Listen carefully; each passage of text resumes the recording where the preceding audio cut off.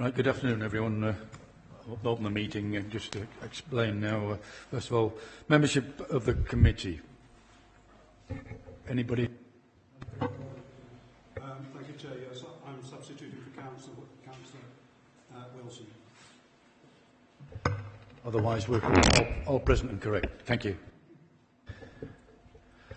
I'd just say as well, while we've done that on my left is the legal officer, and on my right is the planning officer. 2 minutes of previous meeting. Please show. Thank you. Interests and lobbying. Start with you, Councillor McGuinn.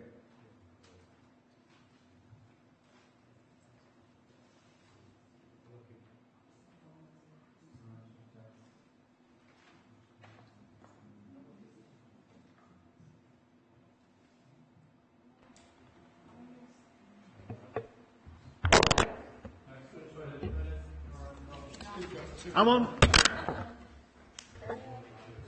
All right. Application number 20018/91636, lobbied by Mr. and Mrs. Reid. No action taken. Application number 2018/91623, lobbied by the applicant and the agent. No action taken.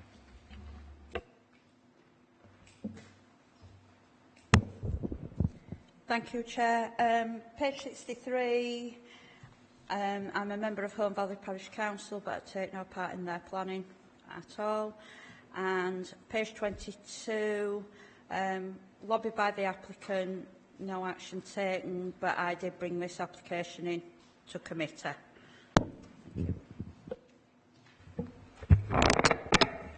Application 94120. Lobbied by objectors over a number of years, and we asked for it to come to committee. That's what we did. I also want to declare that I lived in the house overlooking the site for 50 years until 2009.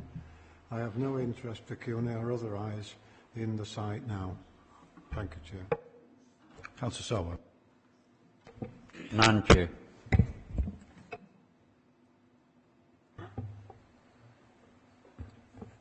Yes, Chair. Page 107, application number 21793973. I would like to declare my interest because I've been asked by the applicant to take this application to the committee, and there is some kind of lobbying as well. So I will stay in the room, but I won't participate. Yeah. Thank you. Yes, thank you, Chair. Application number 93973, page 107. I've been lobbied by a number of objectors, no action taken. And also application 19636, page 131. I think we all received an email, no action taken. Thank you. Application 91636 had an email from the applicants, no action taken.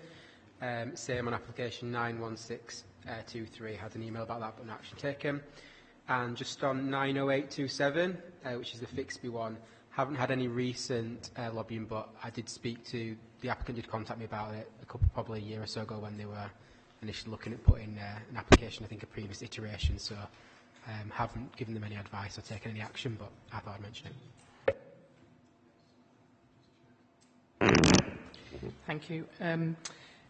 91636, lobbied by the applicant and no action taken, and 91623, emailed by a supporter and no action taken.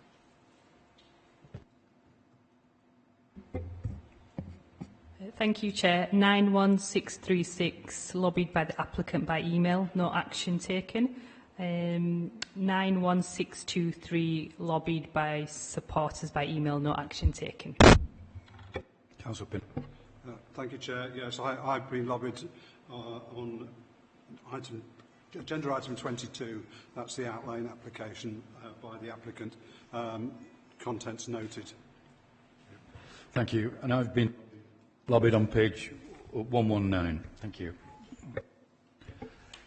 Item 4, admission to the public. Yes, the public are all here.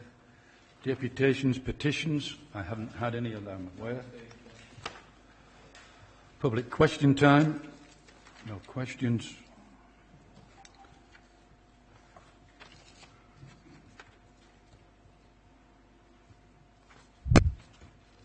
And now we move to the find it. Local Planning Authority appeals. Thank you, Chair. My name's Teresa Harlow, Development Management Team Leader. Agenda item 13 has come with the inspector's decision letters, but the covering report wasn't part of the paper documentation that members will have received. There were 2 appeals during the last 6 weeks, received appeal decisions. The first was in Colne Valley Ward at 34 Marsden Lane for a householder development for a conservatory, which was dismissed. And the second was in Greenhead Ward at Birkby Hall Road at Birkmay, again for a householder extension, and that was also dismissed. Thank you, Chair. Right, we'll then move on to the planning applications. And the first one is page 21.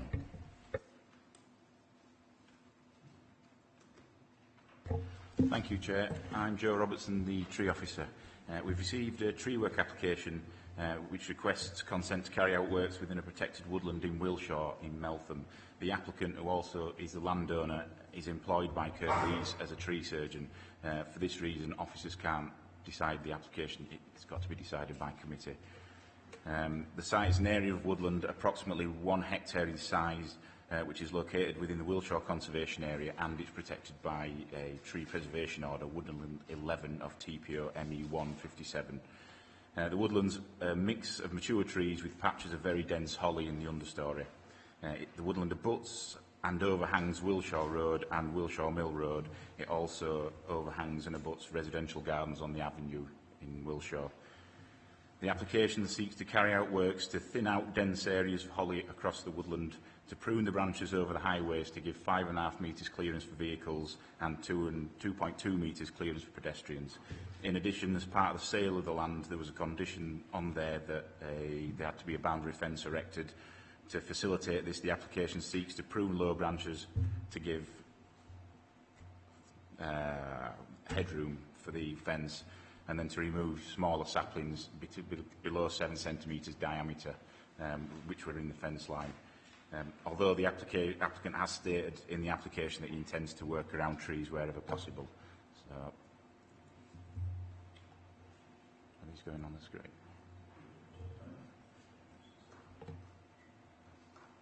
There.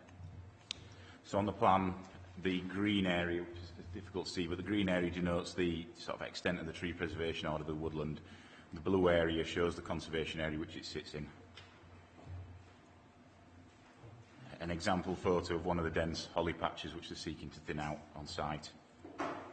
And then this is Wilshaw Mill Road, just as an example of the overhang that they're wanting to prune back. On assessment, the proposed works will not have an adverse impact on public amenity, which the TPO seeks to protect. The character conservation area, neither will that be impacted on. The woodland structure, it'll have no impact on that, and it will actually benefit the woodland over the long term through the thinning works and the lack of contact with vehicles. The works are in line with good woodland management, national guidance and the TPO legislation. On that basis, officers recommend that the application is granted consent.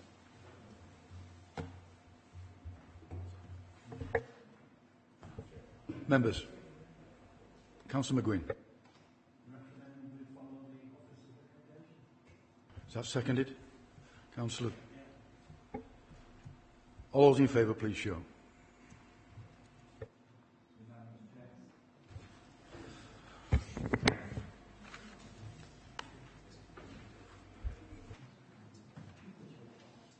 Consent granted. We now move to page 29. Yew Tree Road, Burn Road, Birching Cliff. Thank you, Chair. My name is Adam Walker. I'm the case officer on this application. It's an outline application for up to 10 dwellings with the point of access the only matter to be considered. The application was deferred at the previous committee meeting for officers to bring back a report with a more detailed overview of how this site fits in with the bigger picture of development within this area. This was with particular regard to highway improvements and other planning obligations in the context of cumulative impacts and a piecemeal approach to development. The site is part of a housing allocation in the emerging local plan, and this plan shows the extent of the housing allocation in orange. The indicative capacity of the allocation is just under 400 dwellings. There have been a number of recent applications on this allocation, which are shown on this plan here. So we've got the two green ones are permission for 95 dwellings, which is currently being built out. This is the application site in red. Outline application that went through this committee a couple of months ago, and then another outline application on the land to the rear, which is being considered by officers and will come forward to a later committee. Outline consent for 4 dwellings has been approved on this area here in light blue, and members have resolved to approve an outline application for 3 dwellings on this yellow parcel of land. If all these developments came forward, there will be an estimated 142 dwellings on about 60% of the allocation. You can see there are 2 large swathes of land left over, particularly this one to the south and this one to the north. Both of those are constrained by protected trees. There's a big belt of protected trees in this one, and these are listed buildings, so they would also impose a constraint on development to an extent. And then there are also just a couple of other little pockets of land left over. Now, in terms of the highways issues which members wanted more information on, Steve Sampson will now provide an overview of planned highway works in the vicinity of the site.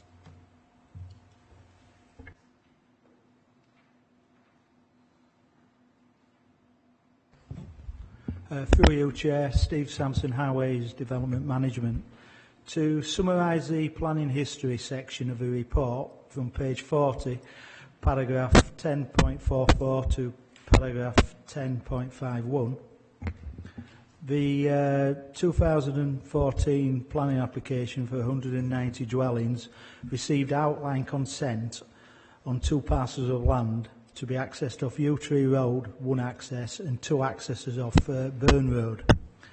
Highway works and Section 106 obligations included capacity and safety improvements to the Burn Road, Grimesca Road junction, capacity and safety improvements to the Grimesca Road, Brighouse Road junction, capacity and safety improvements to the A629 Halifax Road and Yew Tree Road junction, the widening of Yew Tree Road along the site frontage and the provision of a footway, and the change to Burn Road for approximately 150 metres from Halifax Road, making it one-way only, and that's from Halifax Road.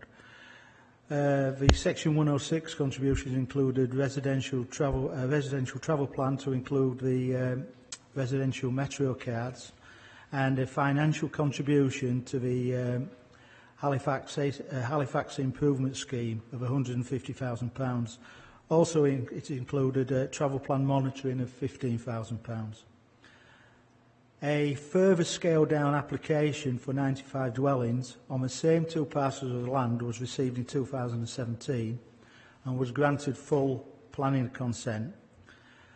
The same 3 accesses and the highway works, as per the 2014 consent still applied, albeit a reduced pro rata residential metro card provision and financial contribution to the Halifax Road Improvement Scheme. The 2017 consented development is under construction, and the current position in relation to the secured highway works is that the Section 278 agreements are in place with the Council, and they are currently being constructed and will be finished as the development is being built out. Further applications were received in 2016 within the Grimesca Valley area As Adam mentioned, the 4 dwellings received outline consent for access and layout off Burn Road, and that's via an existing private shared driveway. 3 dwellings for outline consent for access and appearance, layout and scale, with decision pending, and this would be accessed off Utree Road. A further application received estimated 10 dwellings for an outline consent for access, decision pending off Utree Road. The cumulative impacts of the developments have been assessed in relation to the robust modelling analysis undertook for the 190 dwellings and the consented and decisions pending totalling 142 dwellings. In addition to the above, the West Yorkshire Local Transport Funded Scheme is being promoted for extensive improvements along the Halifax Road corridor. These include the improvements to the Blacker Road New North Road junction, the Halifax Road Birkby Road East Street junction, the section of road between the Calvary Arms and the Bircham Cliff Hill Road, and the Utree Road to the Ainley Top roundabout. Thank you, Chair. Members also raised the issue of piecemeal development and how this sits with planning obligations. There are currently 3 separate outline applications lodged with the Council for residential development on these 3 adjoining fields here. Now, PLP 5 of the Emerging Local Plan relates to master planning sites, and since the previous committee meeting, this policy has been modified and now includes reference to multi-plot developments where there may be multiple landowners, and it is important to coordinate the delivery of infrastructure and ensuring place-shaping principles within the plan are met. This application therefore falls within this category. Officers have reassessed the application on the basis of this modified policy and have concluded that the 3 adjacent applications should be considered in the context of a master plan for this part of the emerging housing allocation. This includes calculating contributions based on development across the 3 adjoining sites rather than on an individual basis. This means the proposal will be eligible for contributions towards affordable housing, education and public open space. The application remains acceptable in all other respects and is therefore recommended for approval subject to a Section 106 which will deliver the additional contributions mentioned. Thank you, Chair.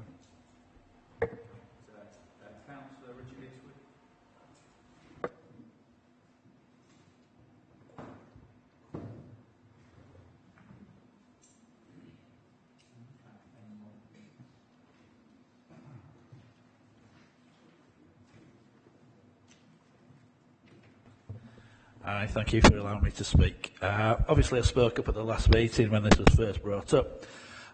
In my opinion, and those of fellow councillors for the ward,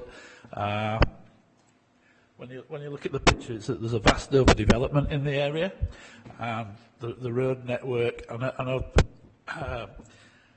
highways are saying that it's sort of okay, but if you've lived in the area for as long as I have, which is over 40 years, you'll know that I think what's being proposed is just going to make it one big nightmare down there. People living down there are already putting their houses up for sale because the ideal that they moved there for has been destroyed. And I appreciate that we've had a lot more information at this meeting that perhaps we should have had at the last meeting. And that's a bit, my point of view is that I don't think we're taking into consideration enough of what people in the area and their way of life and how it affects them. And I believe only one of the road junctions of the 3 in the area are going to can be improved, and that's the junction into Grimesby Road. And my fear is that, as I say, it's just overdevelopment of that particular area. Well, that's all I've got to say on this. I'll leave the rest for everybody else. Cheers. Thank you.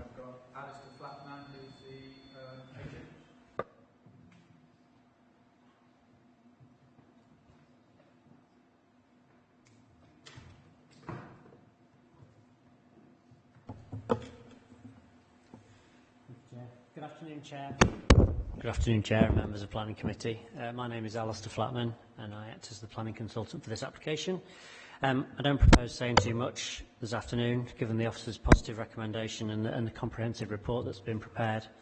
However, I just would like to confirm that we are aware of the issues relating to piecemeal development. I just wanted to confirm that we'll work with your officers to prepare a suitably worded legal agreement to secure the contributions as explained. I know the application was deferred at August Committee, but hope that the updates provided in the officer's report and by your officers this afternoon are acceptable to you, and that you're now able to support the recommendation and approve subject to the legal agreement. Thank you for your time. Thank you. Members. Councillor Pinnock. Councillor Homewood and then Councillor... Thank you, Chair. I am very familiar with this site because the larger application was dealt with by the Strategic Planning Committee a year or so ago, and some of the issues are the same. Whilst this appears to be only a small part of the whole thing, I still think that there is an issue of how you ensure that the whole development has the correct amount of things added to it that are required by the planning authority. And some of those have been mentioned, education contribution, public open space. But what I didn't hear is there any contribution from the smaller applications to the highway works? Are they expected to give a contribution to that? And I am still a bit concerned about the Burn Road access because although it's going to be made into a one-way street, one of the problems with one-way streets is that it tends to speed up the traffic. And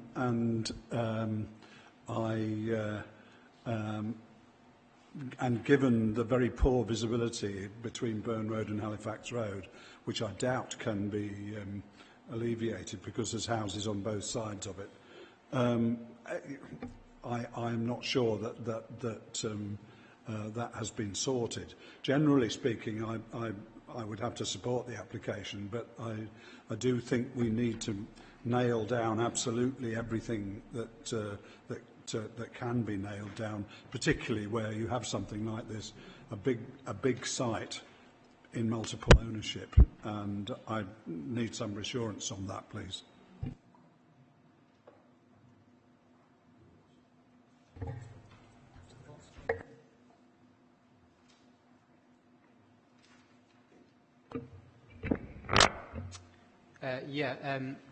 Firstly, just to say on the kind of way you presented that with the map, I think that was helpful to be able to see the full kind of scale of the housing allocation. And I guess with the local plan now, a lot more of these sites coming forward, I think that might be something helpful for us to look at, especially when things are coming in phases, just so we can understand how things will be developing over time. So that was useful to see. I just wanted to ask quickly on, you talked about sort of looking at the sites in a kind of master planning way, and you mentioned about the contributions and so on. Just in terms of obviously the access that we're looking at in this, I think one of the things I just wasn't sure about was where you have those sort of 3 parcels of land in that area, is part of that planning also looking at how they are best accessed? And so are we saying that all those 3 parcels should be accessed via different access points, and is that part of that, as opposed to they're not going to be interconnected in terms of how they then come together, just so we can understand what impact that has?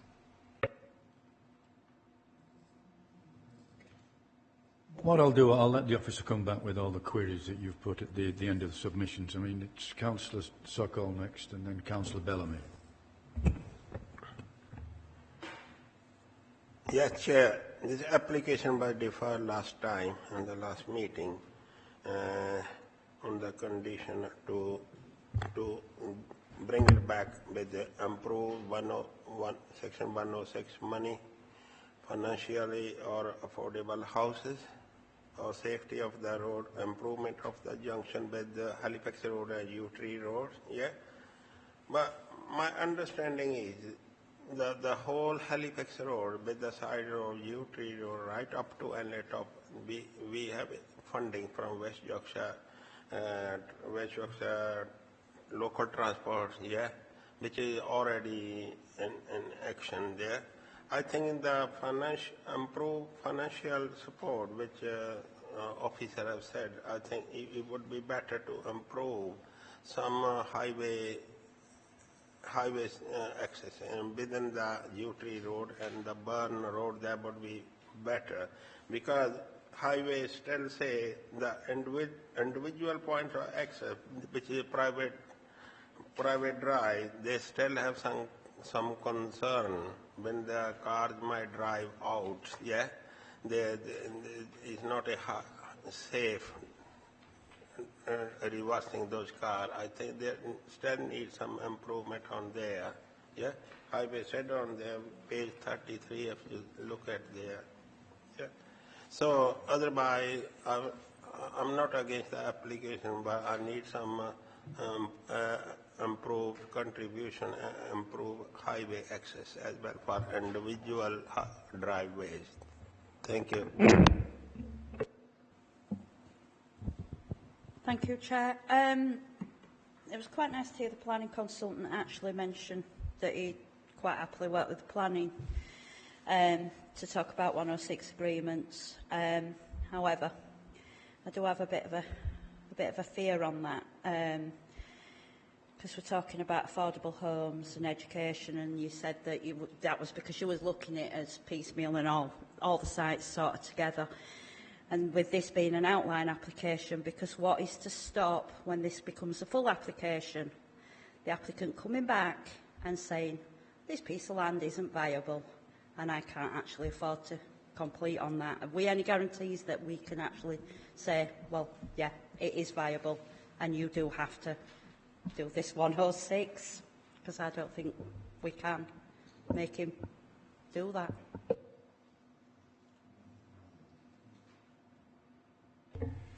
Thank you, Chair. Just to come back on those points that have been raised then. Firstly, Councillor Pinnock mentioned about the contributions from the different sites. The ones in green, that's the Harron Homes development for 95 houses. They're delivering full contributions across those. Obviously, we're now talking about looking at these three together, so they would all be providing proportionate contributions. In terms of the other two, this application was an outline application for 4. That's already been approved, so we wouldn't be able to retrospectively try and secure any contributions through that one. This yellow one, that's an outline for 3, which members have resolved to approve subject to the Coal Authority being satisfied, and we're close to being able to issue a decision on that. On its own, that wouldn't meet the threshold for any contributions, and there aren't any other applications that we could readily tie it in with, unlike the sites that we're looking at the moment. But I think going forward, future applications on the remainder of the POL, on those other swathes of land which are pointed out, then they will be looked at on their own merits, but in the context of PLP 5, which is that emerging master plan policy. Just to continue then, in terms of the points of access, which Councillor Homewood mentioned, these 3 parcels of land have all come in proposing individual points of access, so they could, in theory, then be built out on their own without requiring any other land. If it ultimately became the case that a single house builder wanted to acquire them, then they could come in, for example, with a full application, and that could change the point of access, and there may only be say, 1 or 2 accesses.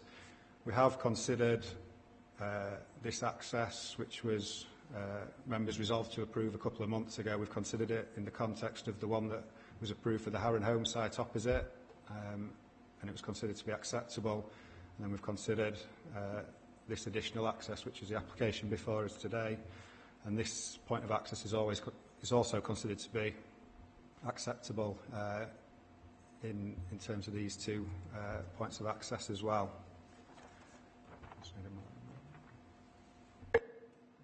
Through you, Chair, and if I could just add to the actual some answers to the questions.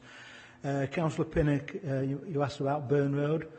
Well, actually, as part of the works, the priorities of Burn Road, as mentioned in the report, are changing. So it'll be one way from Halifax Road. So there'll be no traffic coming out onto Halifax Road where it's blind. Councillor Sokol, you mentioned the private driveways. When this application first came in, it had private driveways directly onto Yew Tree Road. What we said, we just want one access instead of private driveways directly on there, so it was just one point of access. The makeup of the accesses, although indicatively they've come in with radiuses, because of the small parcels, up to 10 units, we'd probably be looking at a drop crossing type affair. So as you're driving along, it wouldn't be full junctions. You've got full junctions that's serving 50 opposite on Yew Tree Road. We'll try and maintain the character of the lane. And I think, so in terms of contributions, as Adam's mentioned, proportionally, the developments will be contributing to the Halifax corridor works. Thank you, Chair. Just one further point through you, Chair, in response to Councillor Bellamy's comments on the Section 106. There'll be a Section 106 secured on this site and on this adjacent site.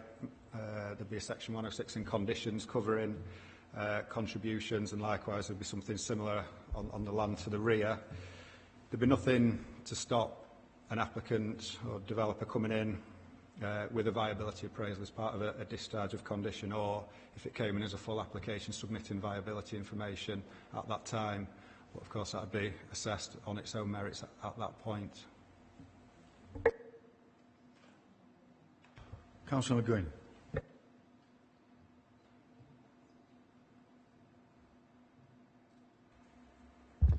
Okay, thank you, Chair. I was on the Strategic Planning Committee with Councillor Pinnock when the original planning application came in. I remember Councillor Pinnock was very eloquently spoke against it, but then voted for it.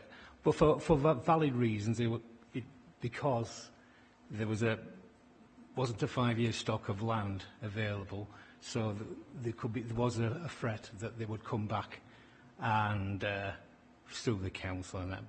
And he changed his mind or decided to vote. And I definitely voted against the development there. It's going to have a massive effect, the building in the area, on Linley's character. The rural character has just been slowly eroded and gone. The effect up towards Linley Moor, towards the motorway, down here in Gramscar Valley.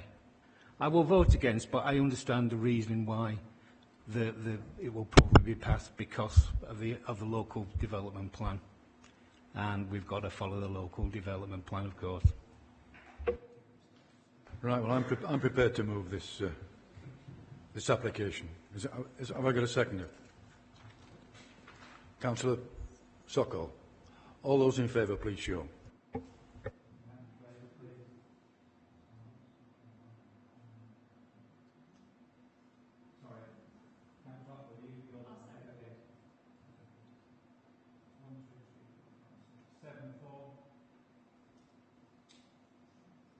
Against?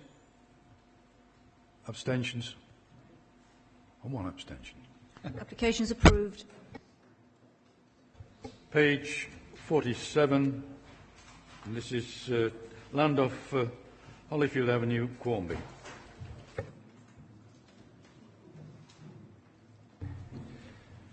Thank you, Chair.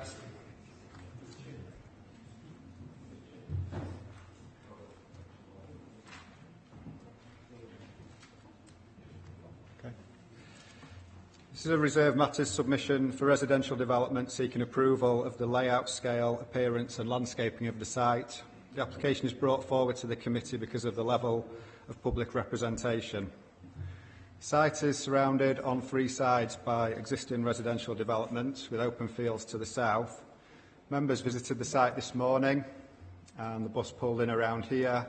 We walked up this lane and we viewed the site from here, which is towards the rear of this listed building just here.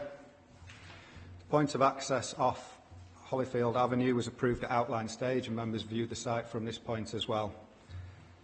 The site falls within the Quarmby Fold Conservation Area, and this plan just shows how the site sits in relation to the conservation area being on the edge, the conservation area being coloured hash blue, and just in green you can see the listed building. This is the layout plan for the site. The initial submission was for 20 dwellings, but this has been reduced down to 17. This was to allow for adequate easements for drainage infrastructure, at least this one towards the north of the site, and to lessen the impact on the setting of the listed building. The amount of development in this part of the site has been reduced. There's now 4 houses. Originally there were 5. The land slopes from west to east, and there will be some cut and fill to reduce the levels in the west and to build up the land to create a development plateau in the east, which you can see on this section drawing. This section drawing also shows typical design details of the dwellings, which officers consider to be acceptable. Natural materials are proposed. And one of the main issues officers have considered is the impact on the setting and amenity of 1 to 4 Hollybank Court, which is the listed building we looked at this morning. This is a photo looking in from within the site to the back of the listed building. And again, just looking a bit more to one side of the listed building. Now the closest dwelling is plot 14, which you can see is offset from the rear elevation of 2 to 4 Hollybank Court. Now, officers have given this relationship a lot of consideration. There's been an amendment in that this dwelling has been moved forward, so it's further away from the listed building. And overall, officers are satisfied that the setting of the listed building would be preserved and the amenity of the occupiers would not be unduly harmed as well. The density of development is on the low side, being about 22 dwellings per hectare. Just by way of context, the emerging local plan seeks a minimum density of 35 dwellings per hectare. The density is considered to be appropriate for the character of the conservation area. The development also achieves policy-compliant separation distances to existing dwellings and between new dwelling and new dwelling within the site. Adequate space is provided within the layout to protect existing drainage infrastructure and to provide on-site attenuation. An update is hereby provided to members in respect of a neighbouring property, which is 16B Hawes Road, which I'm just identifying here. This property is set down from the site.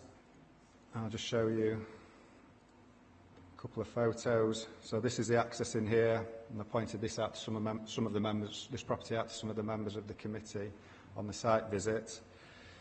This neighbour has formally withdrawn their objection on the basis of the amended layout plan, which is the one that members are considering today. This shows there will be no fence to the boundary of this property, and the developer will be gifting some land adjacent to this existing dwelling, which will ensure new boundary treatment is set away from this neighbour's house. The applicant has also confirmed that they have served formal notices under the Party Wall Act on all adjoining properties to ensure that the condition of all boundary structures are formally recorded, and this includes those properties adjacent to the access road. Section 106 contributions are covered by the outline consent, and the level of contribution will be dictated by the number of dwellings. The proposals put forward are considered to be acceptable, and the recommendation is to delegate approval to officers with conditions to include those contained within the report. Thank you, Chair.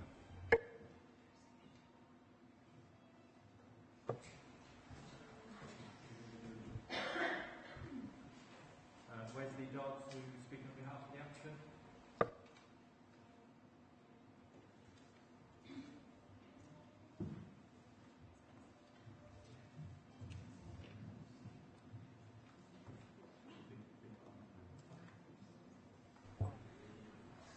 Hi there, my name's Wesley Dodds from Enjoy Design. We're the agent on behalf of the applicant and architects for the scheme. I'm here really just to answer any questions if there are any left, but also to speak briefly in support of the application process. think it's been ably done so just now, so I might actually repeat a few things, so I'll go very quickly through it. I think we've worked proactively with the Kirklees team on what is a very technically challenging site. And that begins with ensuring that highways and drainage meet all the technical standards and compliance that they need to do so. That does inform the levels to some extent, and that's something we've had to work very hard against to make the site work successfully. I think one thing I do want to mention specifically is that rather than trying to achieve, I think there were 22 dwellings in the original outline, we've reduced the density down to 17 very purposefully so that we can have some space between dwellings, allow some views through the site, and also try and lessen the impact as much as we can. We're not chasing a very hard commercial venture here. We really are trying to do the right thing with the site.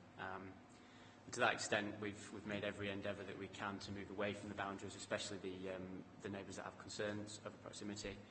We've worked quite hard to terrace back gardens and to step levels down, and that's done in conjunction with flood exceedance routes, highways, accessibility, and so on and so forth. And to that extent, early engagement under the Party Wall Act's also been something we've been very keen to do, so that we can have that dialogue with neighbours to the site as soon as possible. I think one thing just to wrap up, we are looking to build houses that are of high quality materials, that are of natural stone, that have slate roofs, that are a slightly better standard than other developments close to the site. So it's hopefully something that will contribute towards the site, and that's very much in our interest to deliver high quality and accommodation that's spacious and has good space in between the properties as well. Thank you. Thank you. Members.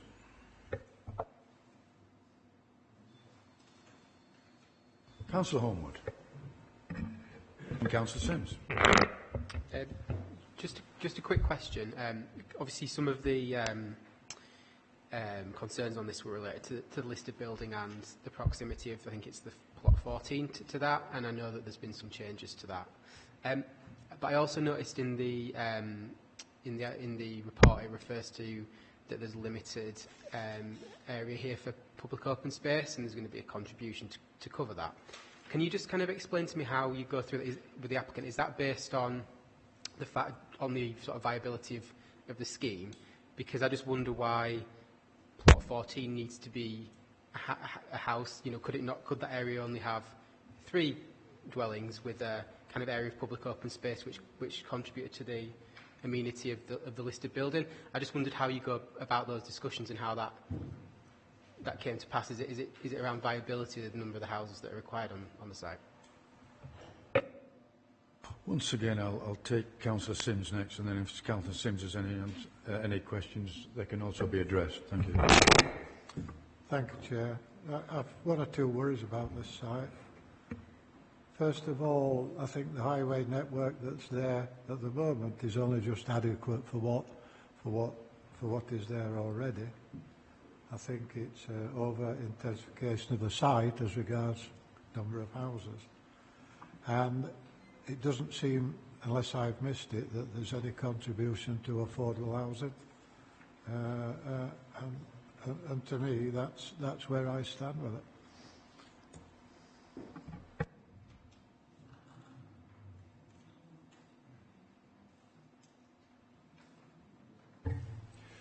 Through you, Chair, just come back on the points raised there. In terms of the listed building and the negotiations which have taken place, as I said in the presentation, there were 5 houses in this part of the site. That's come down to 4. Got a section showing the relationship between plot 14. So this is the listed building. Showing it in relation to plot 14, it's been moved further away.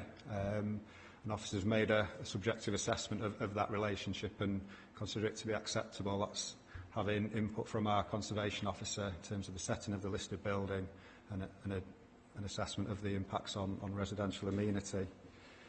In terms of the contributions, public open space and affordable housing are covered by conditions on the outline consent. The site plan shows these 3 houses being identified as being affordable units. They'll need to submit a discharge of condition application for that to be formalised, but based on the number of dwellings proposed, the development will be providing a policy compliant affordable housing provision, public open space. There isn't any POS within the site, so it would be an off-site contribution to upgrade facilities within the area which officers consider to be acceptable. Thank you, Chair. Any further? Councillor Pinnacle and Councillor Uppal. Thank you, Chair. Yes, it's quite right that members scrutinise this application, because this is the reserved matters. This is your last chance, in other words. And although there are one or two cases where the relationship between existing houses and new ones could be questioned, I think in the end the relationships between the two is not such that we would need to say this is unacceptable, not at that level. However, this is a plea for a slight, and this sort of subject has been talked about by the Prime Minister and others lately. All the houses on here have got names for different types, but there are three which it just says affordable, and I think that's not really very nice, actually. They could have been given a name as well. Now, I know this sounds like a pernickety thing, but you know, treat everybody the same, and I just think that's a bit unfortunate. It's not sufficient to suggest refusing it, but I think people putting in applications like this really need to consider this sort of issue.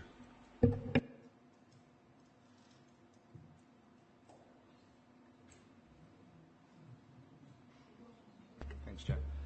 Councillor, just come back on your point around public open space and how we go about assessing that. We don't start from viability. We start from character and context. What's in the local area? What existing provisions are there already? How far away are they? How big is the site? Is a very small amount of public open space on site actually a usable bit? Is it worthwhile having? So it's about the circumstances of the site as opposed to is it viable or not without public open space. The policy starting point would be deliver some on site unless there's a reason to not do it, but that logic is how we go about working out whether it's worthwhile putting it on site or making a contribution to a local park. If that helps. Councillor Uppal, did you not want to? Thank you, Chair. I'll be quick. I've got to say I have concerns about the public open space that will be available on site. There's a lot of housing surrounding this site. I know we're not talking about access today, but you've got that one access point, you've got a load of houses near there, and then you've got houses surrounding quite a lot of it, and it does feel like, I mean, I'm not sure how well accessed that is anyway as an open space, it probably isn't, but it just feels like with more families coming in that we've not necessarily thought about that, and I don't know where the contribution of the off-site open space would go, and I don't know if we've got more information on that, and it felt a bit tight really when I was looking at the site. I know it's gone from 20 down to 17 now, but I can't even imagine 20 homes on there really. Even with 17 I was a bit concerned. I don't know if there's any potential movement on that we could look at. The density is quite low on this development. If you start from what the average density is that we're looking for on site, it's around 35 dwellings per hectare. It's significantly lower here. Started at 20, as applicants often sometimes do. It's come down by 3. That's a significant number in the context of percentage. I think if you look at the layout, they've all got decent gardens, they've all got spaced-out dwellings, they meet our separation distances, there's enough parking. In terms of placemaking and architectural form, it's quite an attractive housing scheme in design, but design is subjective.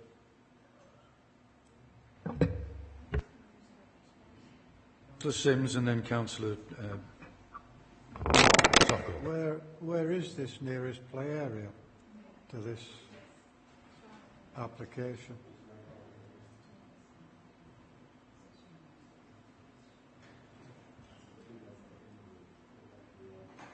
Through you, Chair, the Section 106 secured at the outline application, or the condition on the outline application, is for details of public open space in accordance with H18 to be agreed, which would be done via a Section 106 contribution. If it's going to be off-site, that has to be a designated off-site play area that will be within the ward. If necessary, we could bring the discharge of condition regarding POS back to committee if committee wished to be made aware of how that contribution was to be secured. Thank you, Chair. Right. I mean, to me, the Open Space Initiative is to help the people that live on that site and near to and around the site. We're not actually getting a confirmed position that whatever's given to them, be it away from the site, that they will be able to use it to offset the encumbrance of all those more cars and houses onto what I consider a very narrow highway network within that estate already, to alleviate some of that pressure. Yes, through you, Chair, for the Section 106 to be relevant, it would have to be, there's 3 tests, 2 of which it has to be directly related to the development and fairly and reasonably related in scale and kind to the development. So that's fair what Councillor Sims says. Those are some of the issues that we would look in securing the Section 106 and deciding where that off-site contribution would be spent. Sorry to be pedantic, Chair, but what we've got here, we've still no idea from planners where it would be, which really is so open-ended. It's unbelievable. We should have an idea whether what they're going to negotiate under 106 is going to accommodate. This doesn't. Yeah. What we're discussing now isn't covered by reserved matters. Councillor Sokol. Yeah.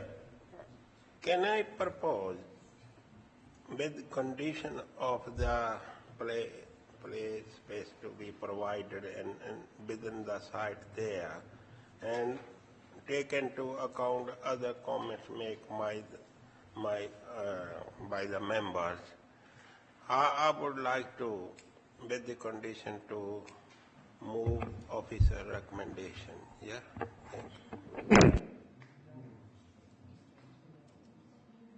But we didn't get clear what was your condition for officer's approval.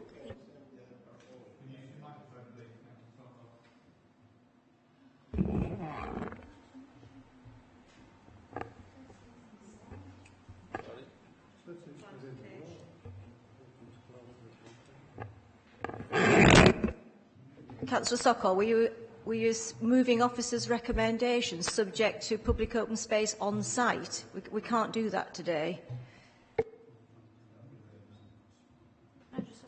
Councillor Bellamy. Can I just want a little bit of clarification from the planning officer. Did you say that the public open space would be within the ward? Because the ward is huge. I just want that in well, something I mentioned to members beforehand is, if there are concerns about where the Section 106 contribution or the discharge of the condition on the outline application that requires public open space, if members want officers, if that's part of the resolution, to bring back the discharge of the relevant condition on the outline application so they can agree that where the money is going to be spent is the right place for it to be spent, we can do that. That's not one of the matters we're looking at today. We're solely looking at the reserved matters on the outline. All the conditions on the outline application where they're still relevant still need to be discharged. Thank you, Chair. Is somebody prepared to? Your counsel, well, the clarification is what just been read by the officer, I take it. The officer can negotiate with the developer on this condition, yeah? You're happy with that? Yeah. So you're moving officers' recommendations subject to bringing back the discharge of the condition relating to the public open space to committee. Is that what you're proposing? You need to clarify, it isn't on site, it's a contribution off site to be spent locally. It's for £90,000. We'll bring back where we're going to spend that £90,000 off site. Yeah? Okay. Are we clear? Has that been proposed and seconded? Yeah. Proposed. Councillor Sokol proposing it. Who's seconding? Seconded by Councillor Sims. All those in favour, please show. It's unanimous. It's approved. Right, page 63. And it's residential development, land of Butt Lane, Hepworth.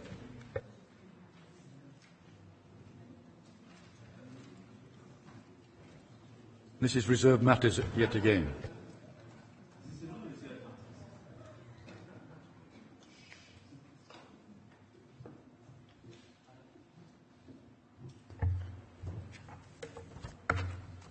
Thank you, Chair. My name is Neil Bearcroft and I've acted as case officer on this application.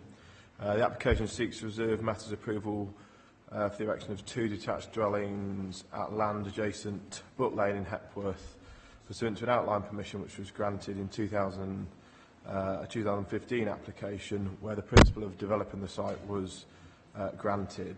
The application is brought to committee at the request of Councillor Patrick. The site is shown outlined in red on the plan in front of you there. The closest residential properties to the site are on Carview Road. There's a footpath to the east and there is Rakes Dyke to the east as well, and there's also some trees. This is an aerial photograph of the site. The trees aren't in leaf on this photograph, but it clearly shows where the footpath is and the dyke that runs along the boundary there.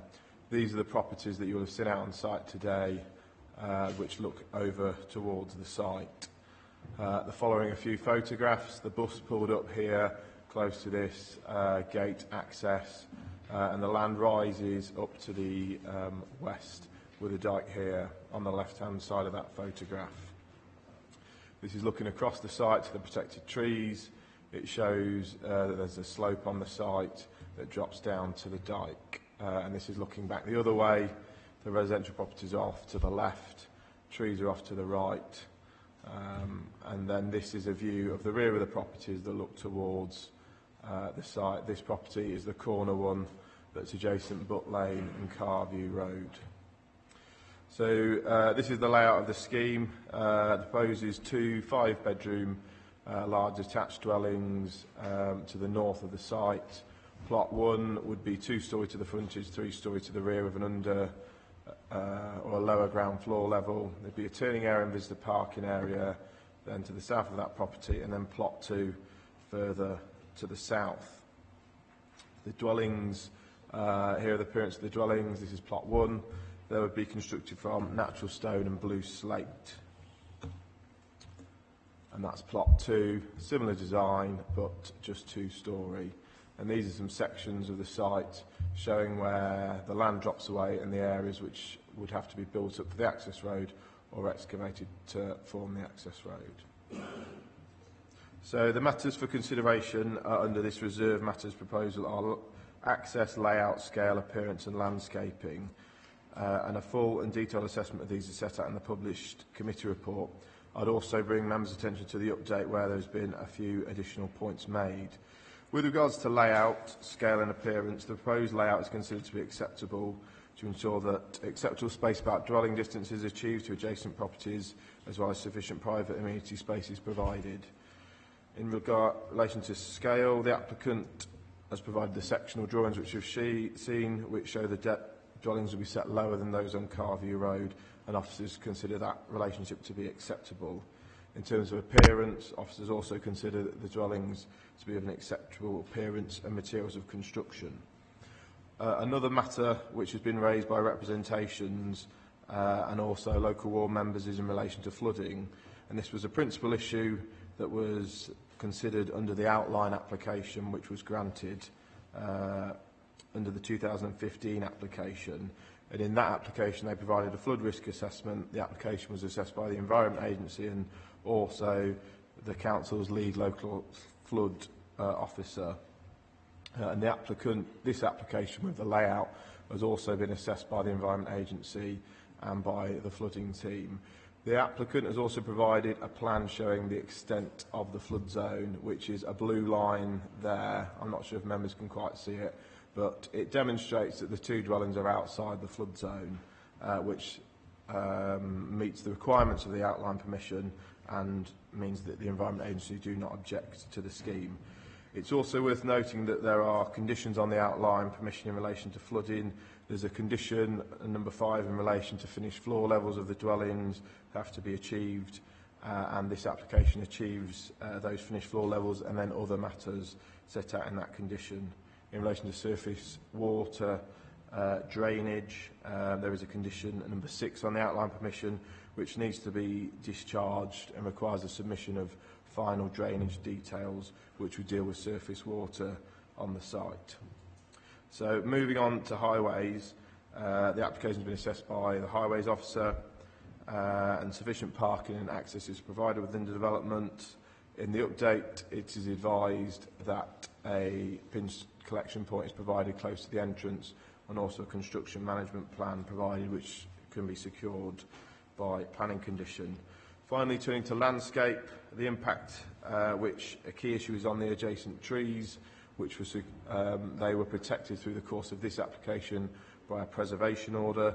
The majority of the trees would be retained, 3 would be lost by the scheme, and a tree method statement has been provided, which has been assessed and is considered to be acceptable, the contents of which would be secured by condition. So to conclude, the application is recommended for approval for the reserved matters for the 2 dwellings, and the design, scale and layout is considered to be acceptable. In relation to flooding, that matter was principally dealt with by the outline, but this application meets the requirements of that outline permission. Thank you, Chair. We have Anne Dixon, who objects.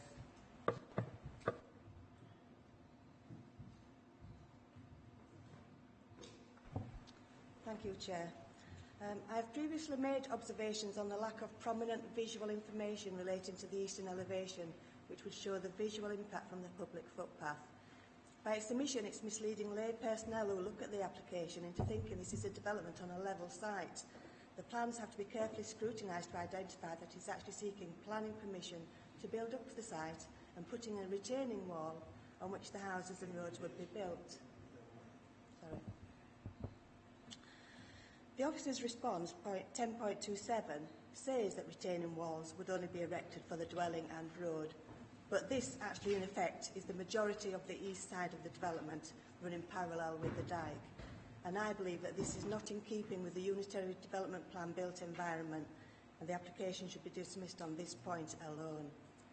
Response 10.26 of the officer report relating to property ground floor levels says that plot 1 would be the standard 150 millimetres above ground level, with plot 2 higher due to the rear patio area. The response omits to say that plot 2 would be 2 metres above the ground level due to a raised patio, no, not a dwelling or a road, on top of a retaining wall. Digging out the site to build the houses on a level and removing the need for any retaining walls should be a condition if this is considered for full planning permission. Point 10.7 of the officer's report, relating to the scale of the properties, states, whilst the dwellings would appear larger than many properties within Carview, is an understatement. The properties on Carview are bungalows with garages underneath at the rear. The proposed 2-3-storey houses with a large footprint are considerably larger. They use an example of properties on Hepworth Crescent to be similar to the proposed dwellings.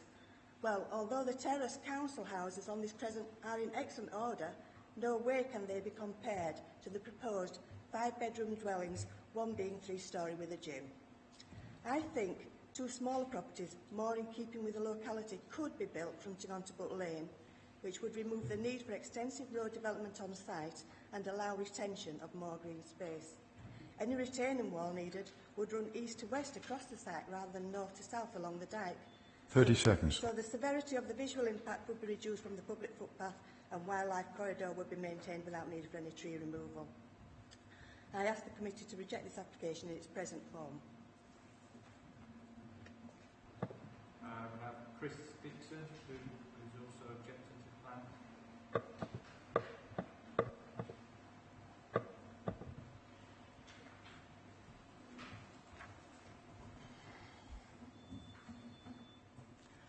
plan. Thank you, Chair, members of the committee. I had objected to this development from the start on the grounds that it is unnecessarily elevated with respect to the existing site topography. I'm disappointed to note that neither the ground floor elevations of the properties or the access road elevations have been altered in these latest proposals. The Strategic Investment Report dismisses this point, saying land levels will only be raised to form the access road and driveways. In actual fact, land levels will be raised to form access road, turning head road, property driveways and frontages on all land up to any retaining ones. In other words, there's going to be a lot of fill and not a lot of cut. However, as the southern part of the site is not to be developed now, there is now ample scope to reduce these elevations and consider changing the size and orientation of Plot 2 and hence lessen the environmental impact of any site development. The point's already been made about these properties aren't in keeping with the properties in the immediate locality, and I would suggest that the properties would be better off with dormer bedrooms to the upper floors, which would obviously serve to lower the elevations as well. Additionally, although the Strategic Investment Report states that all riverbank trees except 3 are to be retained, I would ask that this be confirmed, since not all the drawings confirm this or reflect it. In summary, I think our planning officers have correctly concentrated on issues concerning the protection of the woodland setting, flooding and drainage issues, but in so doing, I think they've lost focus on other important issues, such as site elevations and compatibility with neighbouring properties. The application seems to have been rushed before this committee, and I feel still lacks details concerning site sections, landscaping, boundary treatments, and so on.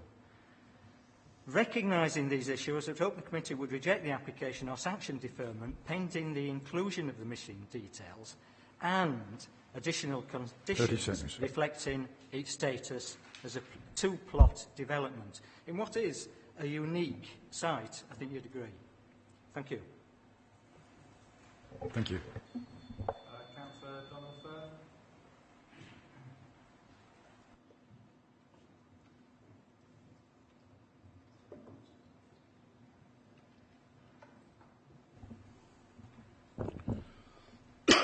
Thank you, Chair.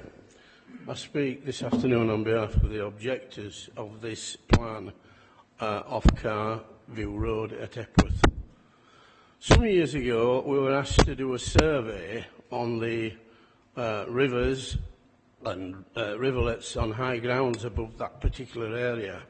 That's up in Victoria on the high ground, high water table, Maythorn, which is even higher.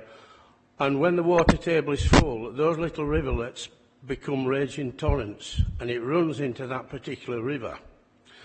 Now, just before the flood of 2002, the council decided to upgrade that footpath with crushed stone. They spent a lot of time, and I've got to say, it was very well done.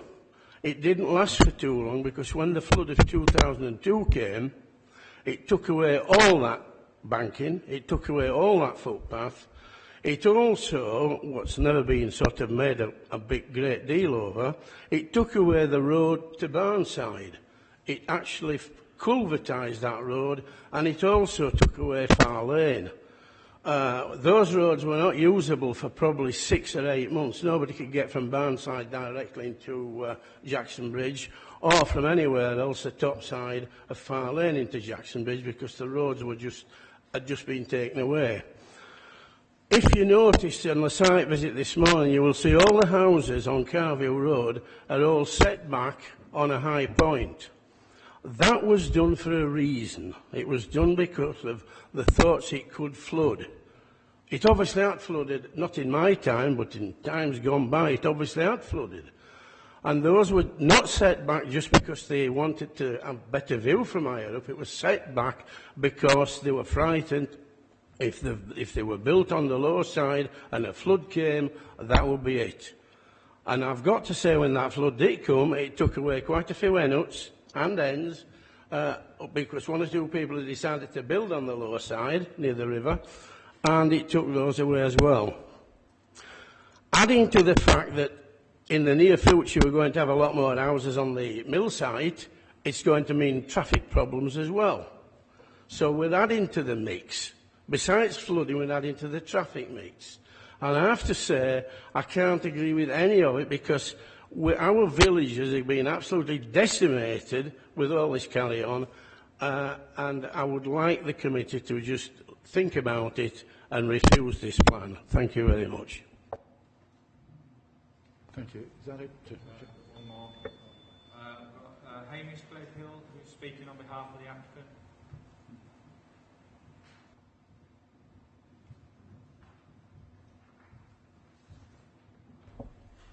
Thank you, Chair, members of the committee. I'm Hamish Clayhill, representing the applicant on this application. It's just worth pointing out this site was allocated in the UDP nearly 20 years ago as part of a larger housing site. Most of the site has been developed to the south, leaving this small part undeveloped. An outline plan application was approved for this site with an indicative layout of 4 houses.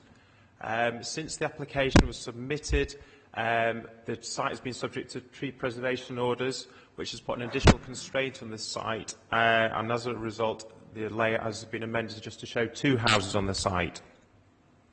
With the TPOs and the flood risk area, which has been discussed already, there are constraints on the site, which we've worked around to provide 2 what we think are good design dwellings.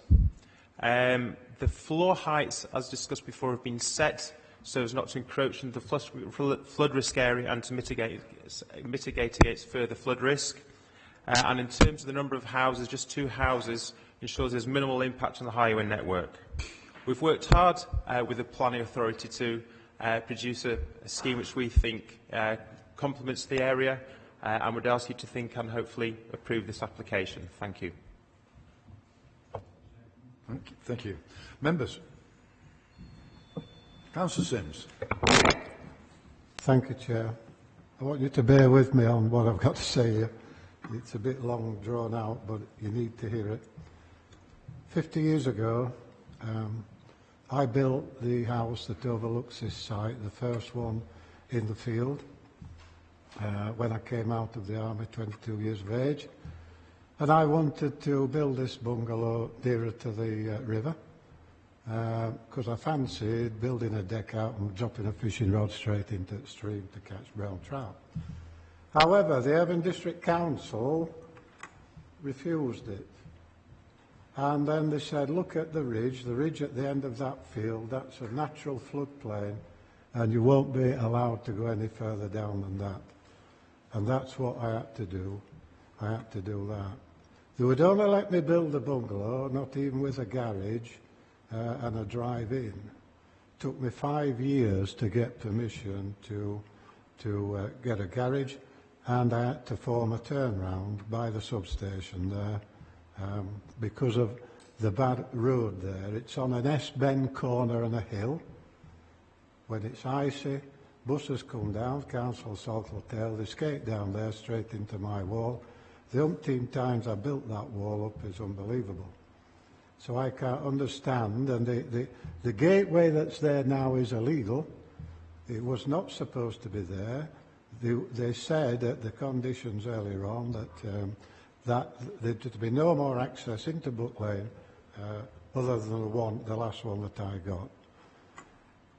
So, 2002, in 50 years of being there, we've had 3 floods, right? The worst one was 2002.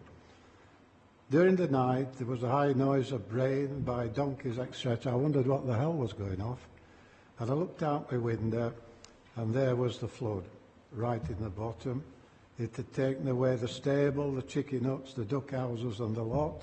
It had brought down fences and huts that had been built higher up. And by the way, those houses higher up have a condition on that nothing has to be built in that area unless we've allowed them to do it.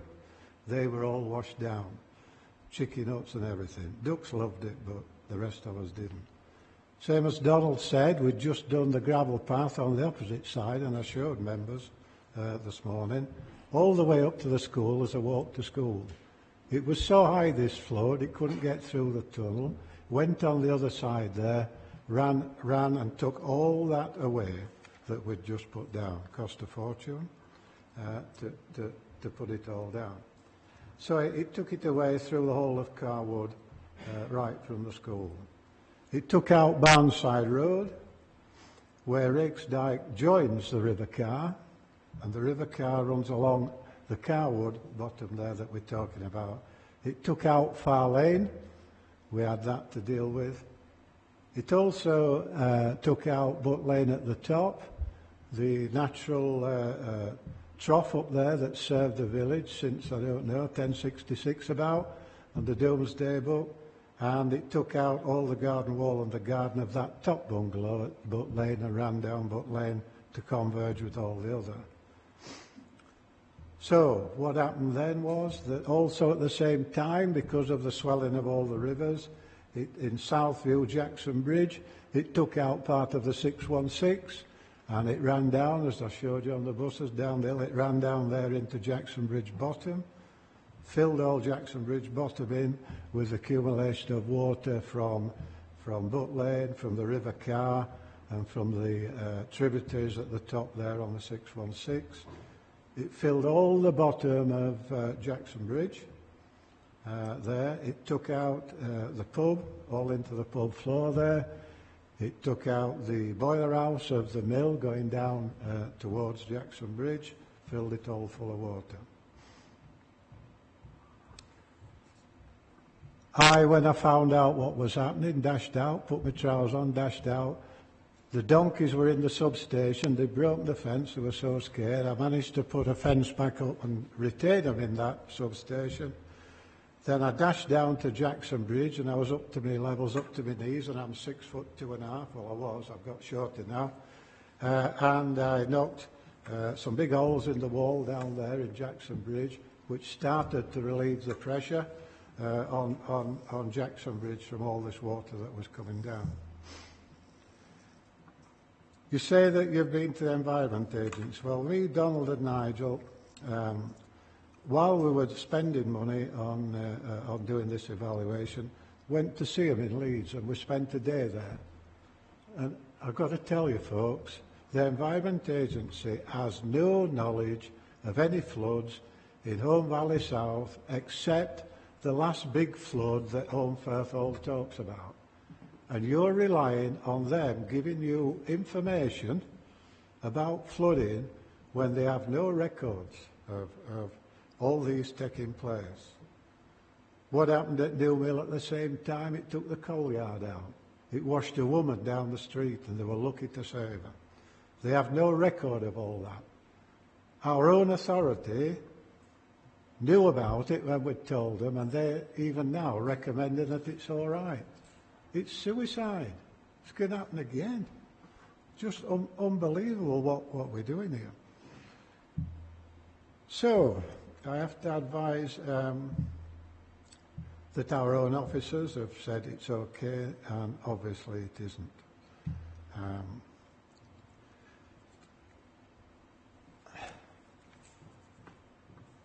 And now this floodplain is to be built upon.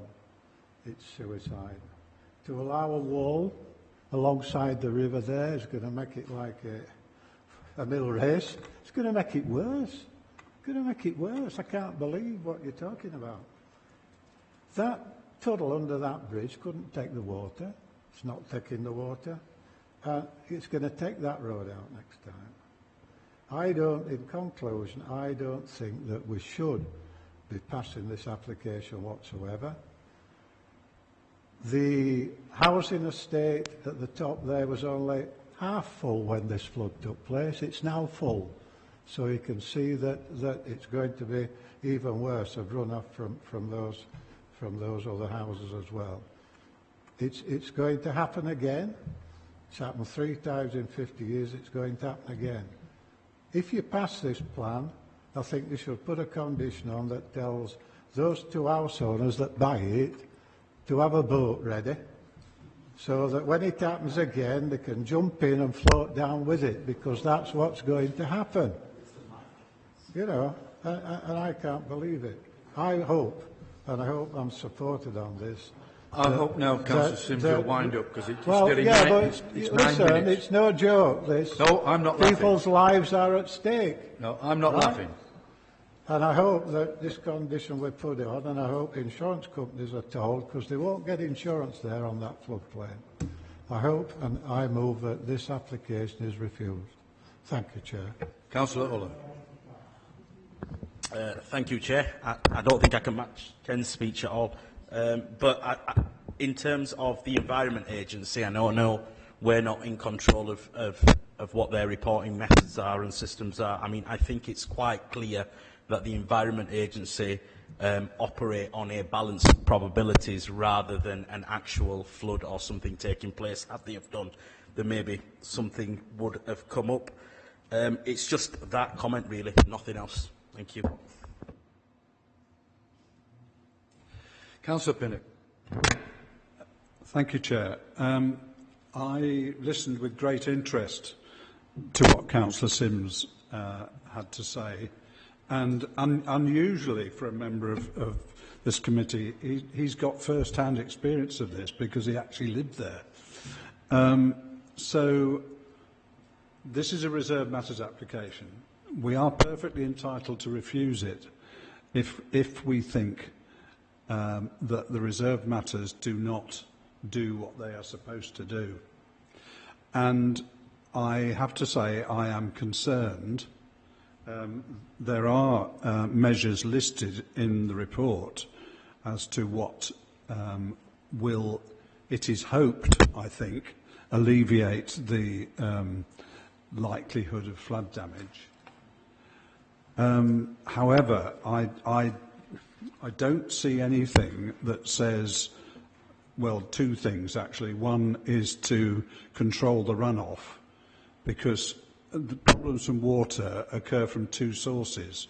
One is runoff from land higher up, and the other is flood water in a stream. I think this site is likely to be influenced by both of those. If there's any way we can stop runoff getting onto this site, and I know some of that depends on the houses that are already there above the existing site, but whether that could be done, I don't know.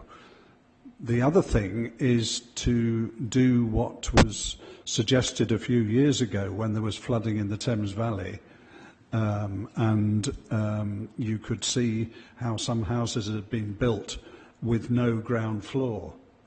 The ground floor was just for parking or stuff like that. The rest of the house higher up was the living area, and I don't think either of these mitigation measures are mentioned in this report at all. At the very least, I think I would like to defer it to see if that can be sorted, because it's all very well, as Councillor Uller alluded to, the Environment Agency is working on the balance of probability. If we get another flood like the 2002 flood, then it's quite possible that houses built on this site would actually be damaged. And I don't think, as a planning authority, we should be in a position to be giving permission for things where that can happen. So I'll leave it at that at the moment. I'll see what other people have to say, but that would certainly be my inclination to at the least defer it. But I must say, Councillor Pinnock, that the permission is there to build, but it's what we build. That's the matter. So we can't say there's not going to be a building there because it's already passed. Are you moving deferral, Councillor Pinnock? No. Not yet. You're thinking about it. Sorry, for clarification, I've just concluded my remarks and given other people the opportunity to add to the debate. I reserve the right to come back and have another go at it. Councillor Griffiths and Councillor Sokol. Yeah. And Councillor Bell. I would like to see further plans which take account of the fact that that is a runoff area and it undoubtedly will flood sooner or later. And I think there are schemes going ahead around the country on floodplains where the actual design of the house takes that into account, rather than landscaping, which is actually going to increase the probability of flooding anyway.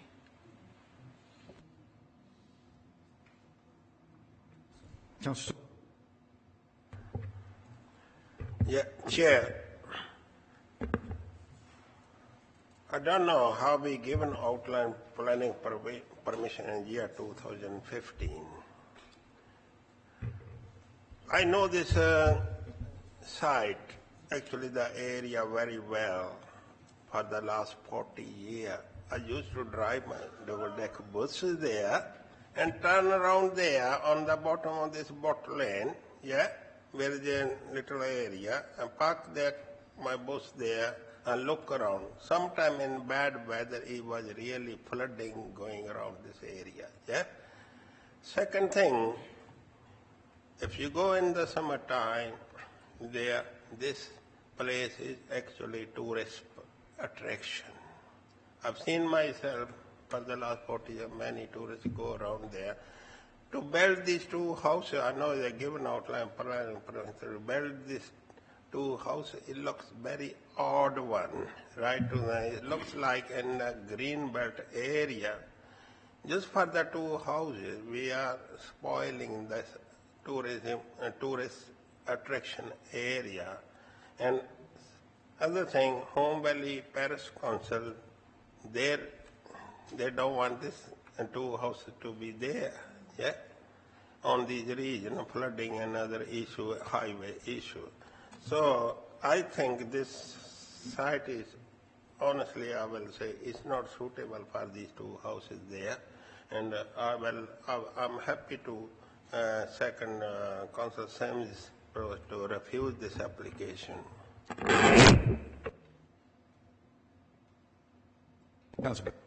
Right, well, I was actually going to second Councillor Sims, but obviously Councillor Sokol's done that. I completely agree. I remember that flood of 2002. I lived in Bridge at the time, and I have friends that were living in that area because some of them actually ended up at my house because it was just a mess.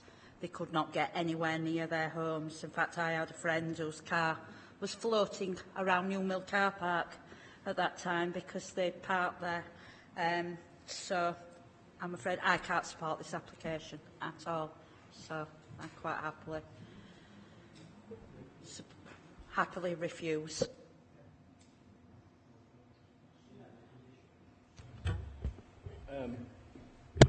Good afternoon, ladies and gentlemen. It's Paul Farndale from the Kirklees Council's Flood Management and Drainage Department. There's a lot of points raised there, including that the flood risk assessment was presented at outline stage and accepted with conditions imposed which set parameters that have to be met.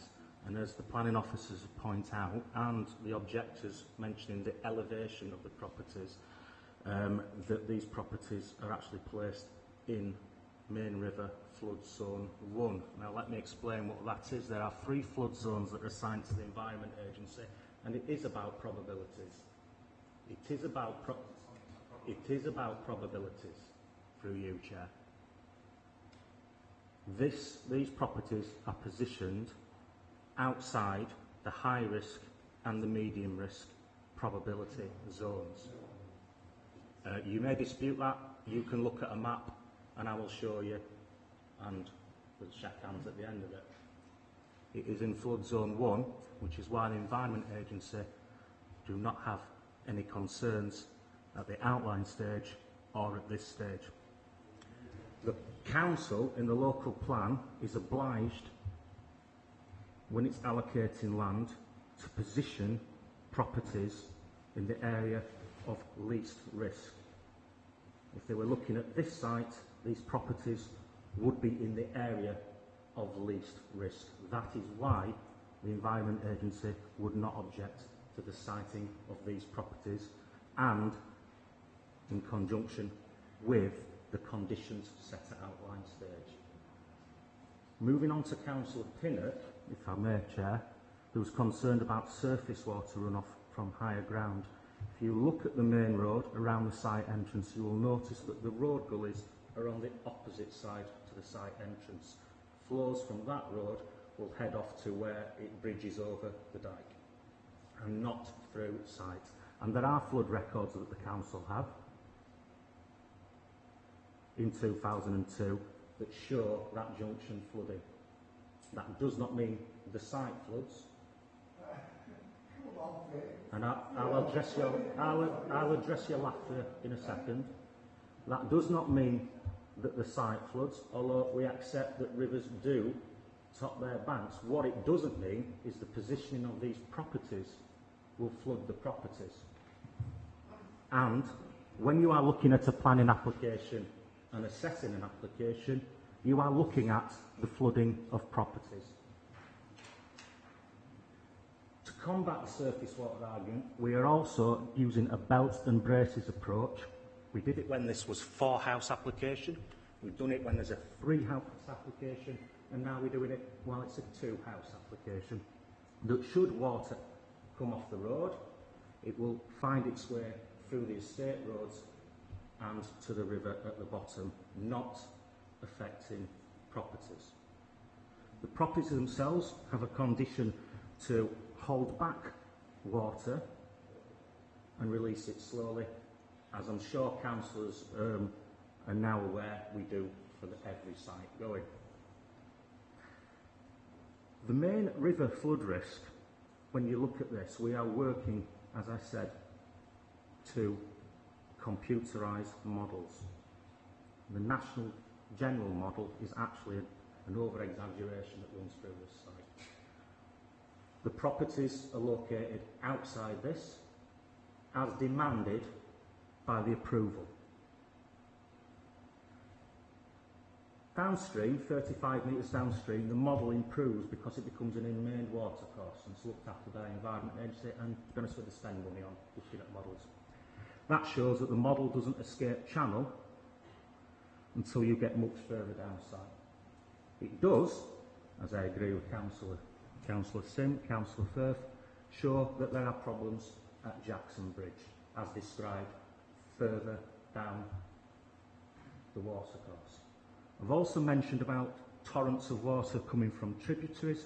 The main tributary to this site enters the watercourse downstream of the site, as does a combined sewer overflow from Yorkshire Water.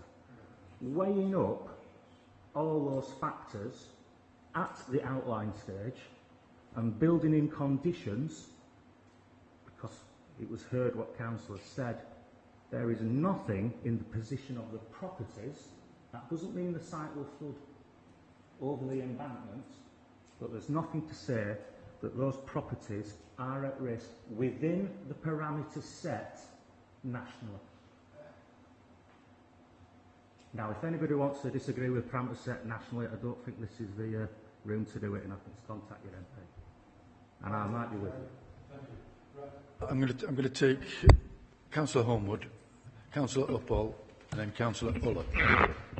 Yeah, just to say, I mean, I remember this coming for outline, Commissioner, so it must have been 2016 that it actually got to the committee, because I can remember discussing it, and we had exactly the same conversations, and I think it was approved on the basis that we didn't feel there was anything that we could do about this because of the fact the Environment Agency weren't objecting to it.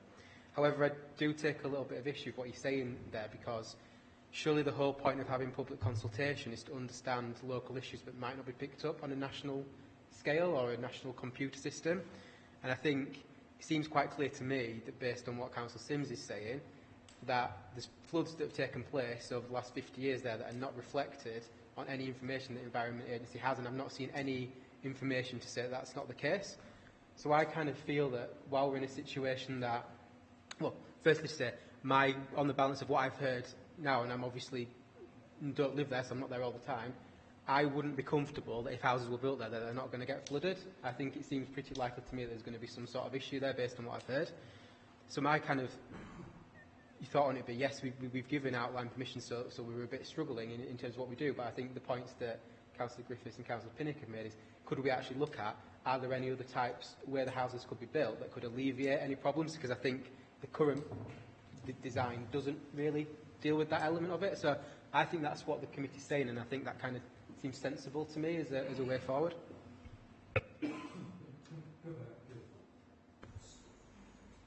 I just want us to be very clear. What members did say at the outline stage, we did listen to. We are very alive of that issue that the local information ward members told us. That's what members are telling us, and that's what happened. So we took that as the starting point.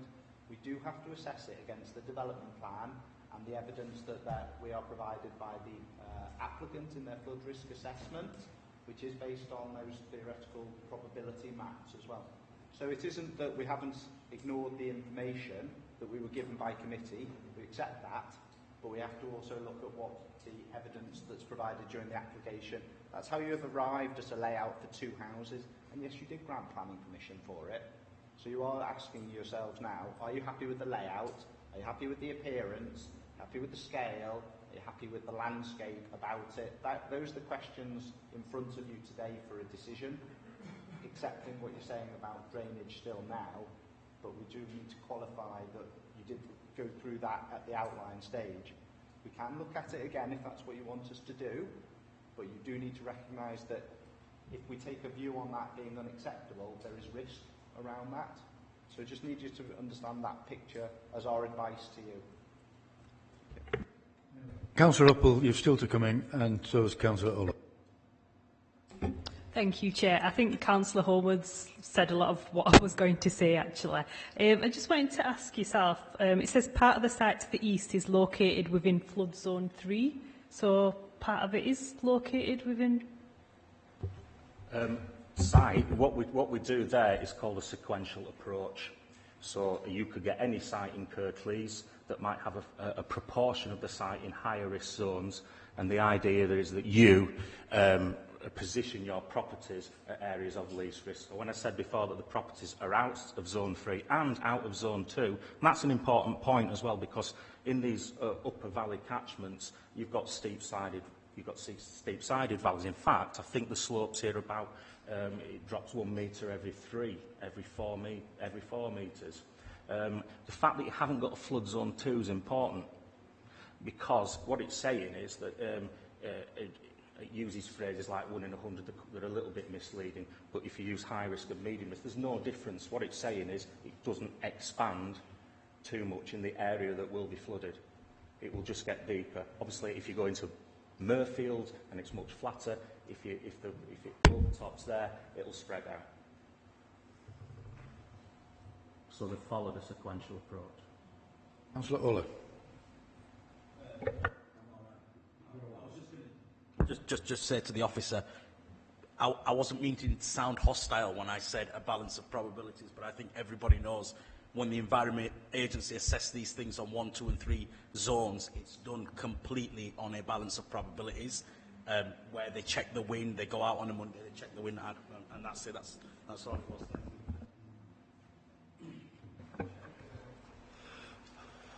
Sorry, well, I've only got one proposal, and that was for refusal. But did you want to come in prior to the?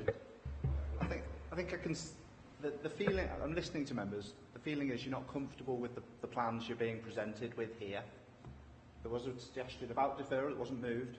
Is that something you want us to do? To go away and pick up these issues? I'm not saying necessarily that you wouldn't come back with a 2-house scheme, but we can try and respond to the matters that you've raised as a further analysis. I don't know if there's anything more I can say about that, because we are asking you to say, are you happy with the layout, what they look like, how big they are, whether the landscaping's okay. That's the decision you have to make. And on the plans, I'm getting the sense you're not happy with all of those matters. Is that a summary? Finally, Councillor Pinnock. This is final. Thank you, Chair. Can I move deferral in that case, so that office can look at making absolutely certain that we have a design of house on this site that is resilient as far as flooding is concerned. That was all I was trying to do when I spoke initially. That it's important that you design the building so that the bits that are likely or more likely to get flooded, I'm talking about probability here, are such that nothing will hurt if they get flooded. So I move deferral on that basis.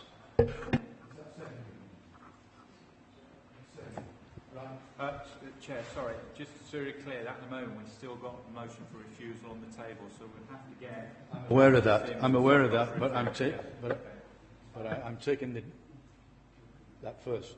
I've got to take that first. It's an amendment, isn't it? Oh no, they're not. They haven't said they're withdrawing. What I'm saying is that is the amendment that they're moving deferral. Can I just clarify? I would take that first. Can I just clarify that this deferral is to do with design? Is it to do with layout? Sorry. Appearance, design. It's just appearance. They are all connected, and if you redesign the building, the appearance may change. So that yes. Right. Thank you. All those in favour of deferral, please show.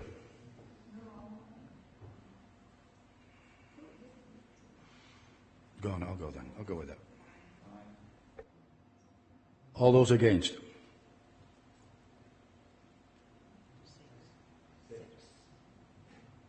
That's fallen. We've got a refusal motion on the table. We need a reason, please.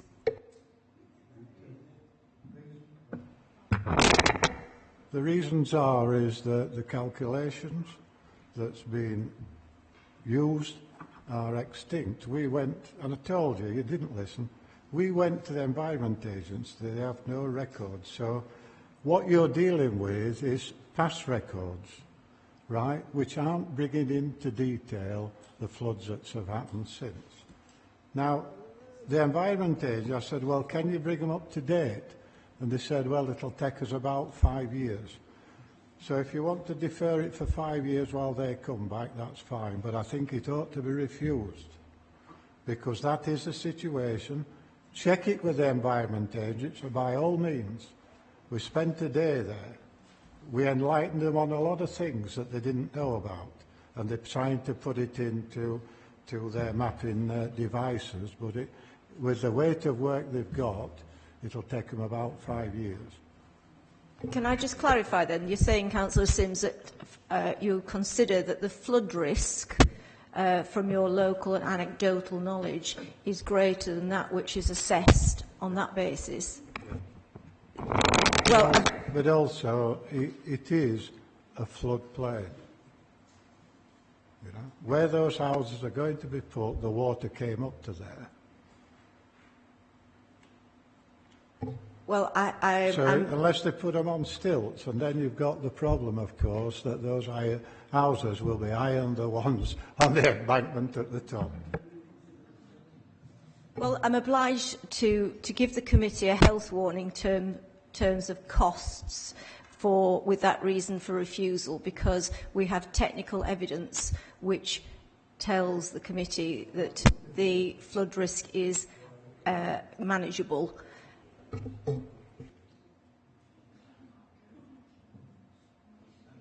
To proceed on that basis, then that's the reason for refusal before the committee with that health warning. Thank you. Right on the basis of that, all those in favour of refusal, please show.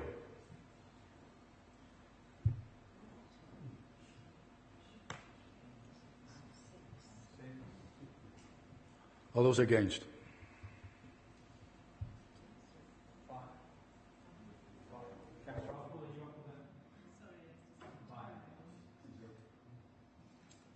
It's refused.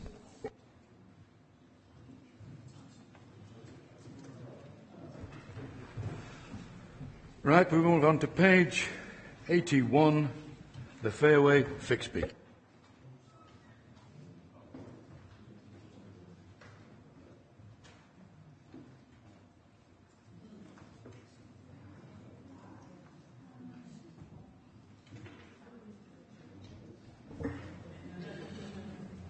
Thank you, Chair. I'm presenting this application as well. The application is for the erection of a detached dwelling at land adjacent to 14, the Fairway. The site's in the north-eastern corner there, outlined in red.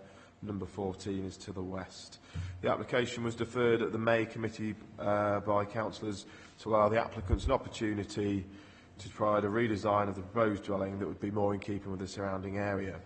The site was visited by members in May and is in a residential area on unallocated land. This is the site. Here are some photographs. There's currently a garage on there. Number 14 is to the right-hand side. This is looking slightly to the side of the site where there are some trees, and this is a longer distance view looking towards the site. So that's the site layout. It would be a detached property adjacent to number 14. Turning and parking would be provided in front of the dwelling. And this is the appearance of the property. Previously, it was a 2-storey or 1.5-storey utilising the roof space. This has now been reduced in size to a single-storey building on the front with an underbuild to the rear. The footprint of the property has, however, been increased with the amended scheme. Sufficient parking access is provided. However, in relation to visual amenity, planning officers maintain their concerns with the development. Whilst the amended scheme has reduced the height, the footprint is increased, and it is considered that the proposal remains a cramped form of development which will be out of keeping with the character of the local area and therefore detrimental to the character of the local area and visual amenity. This is a street scene elevation showing it in the context of number 14, number 12. Officers consider that the scheme put forward is too cramped and is therefore recommended for refusal. Thank you, Chair. Malcolm Sizer, who's speaking on behalf of the applicant.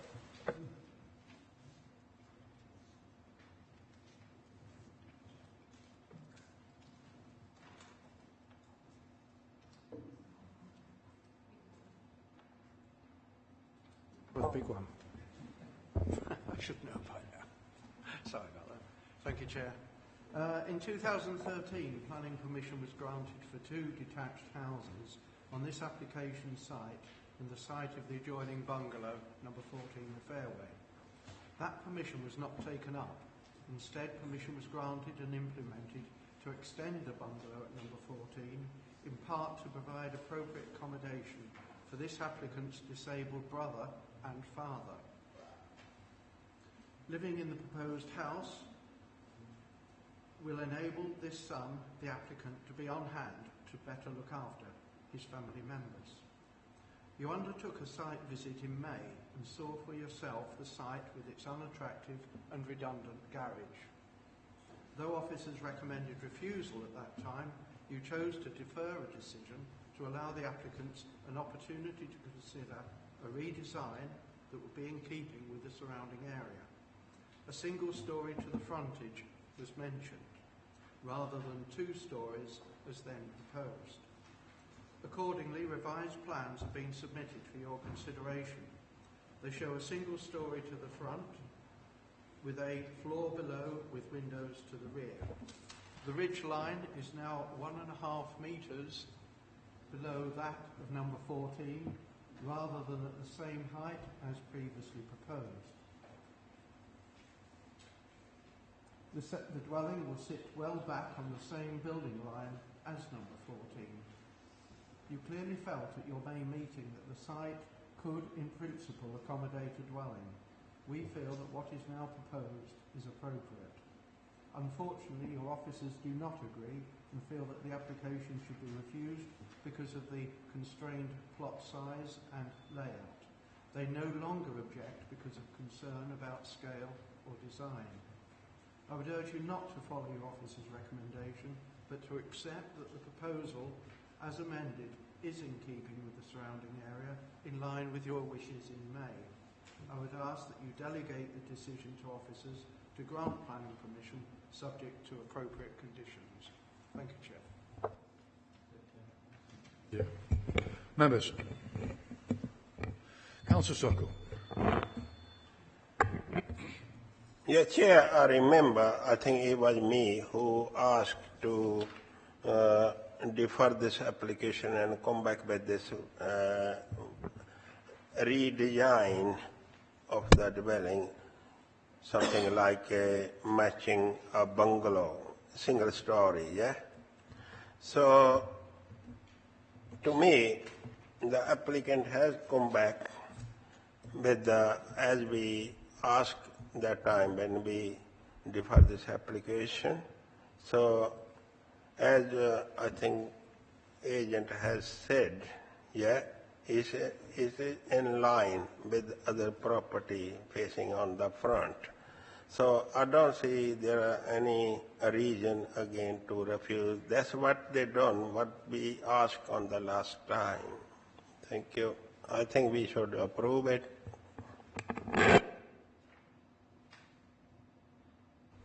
Councillor Sinny. Councillor Pinnock. Thank you, Chair. Yes, it just so happens that I sat on that Huddersfield committee when this came up before, so I do remember this site.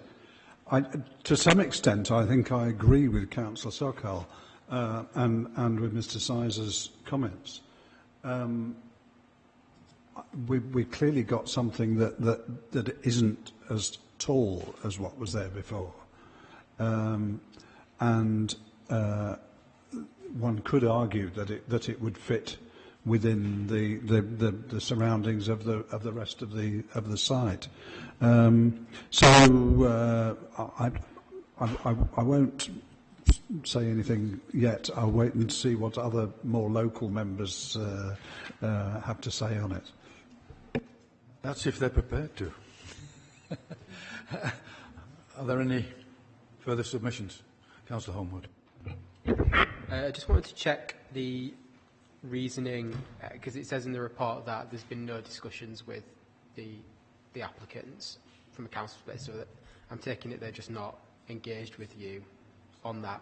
And the second thing was just on just on the size. Can we, just to give it a context as before, I appreciate that the height is less, but there's talk, it refers here to the footprint of the building has increased. Can you just explain to what degree that is and what impact that has? Through you, Chair, just with regard to the first point that Councillor Homewood made, the applicant was aware that the plans had been deferred and amended plans were submitted. There was no discussion between the deferral and the submission of amended plans. So the plans before members today are just that first amendment that was made to the application.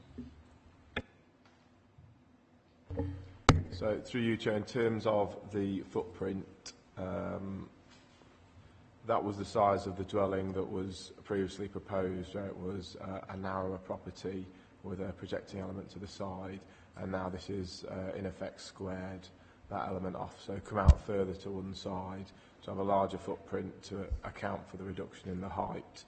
In terms of that's what's proposed, and that's the street scene. And then this was the size of the dwelling that was previously proposed and the street scene. Thank you.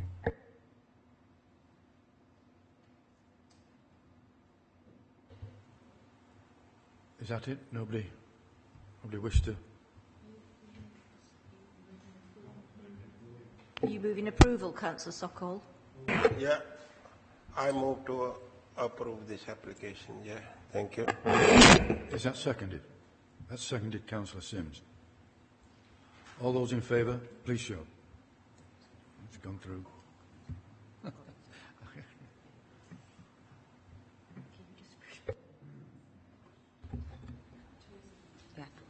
Thank you, Chair. That was that the revised design would respect the character and appearance of the area.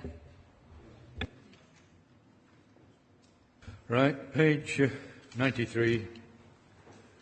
and it's 402 Birkby Road, Birkby.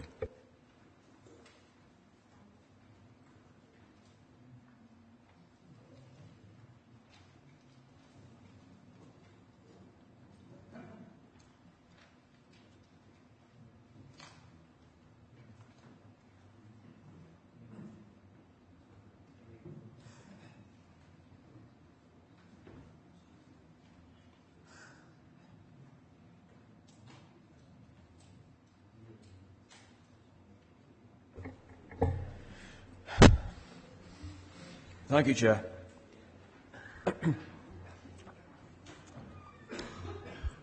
My name is William Simcock and I'm the case officer for this application. 402 Birkby Road, known as Brigsteer, is a large detached dwelling situated on the north side of Birkby Road, not far from the junction with Halifax Road. It was originally built within the garden of this dwelling here under a 2004 planning permission. Access is provided by an unadopted road adjacent to the eastern boundary, which goes up here and continues to serve a number of the dwellings. This is the view of the site from Birkby Road and another view from the junction. And these photographs show the entrance to the site, the driveway it is from the unadopted road, and the front or east elevation. The proposal is for the erection of a two-storey extension to the southern elevation, that is the one facing Birkby Road, and a single-storey extension to the northwest corner. These are the floor plans and elevations as existing, and this shows what the proposed extension would look like in context, the two-storey extension, that is. And this is the site plan as proposed. This is a larger version of the site plan, which shows the general arrangement. There is a proposed council highway improvement scheme which would take a strip or wedge of land off the southern boundary. This doesn't form part of the application but is acknowledged on the plans. The proposal has gone several modifications during the application process. The original version would have involved the erection of a detached double garage here and in addition a large two-storey extension behind the existing detached garage here instead of the south side extension here now proposed. These elements were either removed or changed in response to officer concerns about visual and residential amenity and possible overdevelopment of the plot. The boundary of the site has also been modified slightly. The boundary to the north was originally shown in the wrong position, and the site plan is now considered to accord with the actual site layout. The original plans also involved the formation of a new access and the walling up of the old one here, and this element has been deleted from the scheme. The application has attracted significant local objection. All objections, as well as comments and support, are summarised in this report and in the update with officer responses. The following photographs are taken from within the site so as to give a clearer idea of the appearance of the property, the amount of space within the curtilage and its relationship with its surroundings. This is the front of the existing detached garage looking north towards number 408, the existing south-facing gable, the southern part of the garden looking in a westerly direction towards the Church of Jesus Christ of Latter-day Saints, and from the rear or western part of the garden towards Birkby Road, from the northwest corner of the rear garden looking south, the smaller of the two extensions going to be built about here, and looking north towards number 408. And these are some other views of the site from the access road, with and again looking down the access road towards Birkby Road, with number 408 in the foreground here, and finally of the application site from number 408. It is noted that the existing dwellings located close to the application site and all that are served by the same access road comprise a range of plot sizes, house sizes and styles. And the number 402 is one of the most intensely built up plots and in fact the most intensely built up plot when the overall scale of the building is taken into account in addition to the amount of plot coverage. It is acknowledged also that it has been built somewhat larger than shown on the approved plans for application 2004-91771. The main difference is that the dwelling that now occupies the plot has an increased floor to eaves height, which allows living accommodation at second floor level, which the original plans as approved did not. These factors are not, however, in themselves a reason to refuse all future developments on the site. Officer's assessment is that the extensions now proposed would not amount to overdevelopment, and in terms of scale, siting, proportions and design detail, they would respect the appearance of the existing dwelling and of its surroundings and would not adversely affect the amenities of any nearby properties or land. There are to be no changes to the access arrangements, and the extensions would have no effect on the amount of space available for parking or manoeuvring. There is a substantial block paved area, as you will have seen on the photographs and site visits, which would allow space to park a minimum of 2 vehicles, in addition to the attached double garage, which is to remain. The extensions would not affect any mature trees on site, although these are not in any case of sufficient quality to warrant a tree preservation order. The applicant has proposed some new planting on the Birkby Road frontage down here. This is solely to replace the trees that would be lost if and when the highway improvement scheme goes ahead. The proposal is not considered to have any implications for biodiversity. It is therefore recommended that permission is granted for the application subject to the conditions set out in the report. Thank you, Chair. Thank you. Yes, we have Sheila Harrison, who objects to the plan.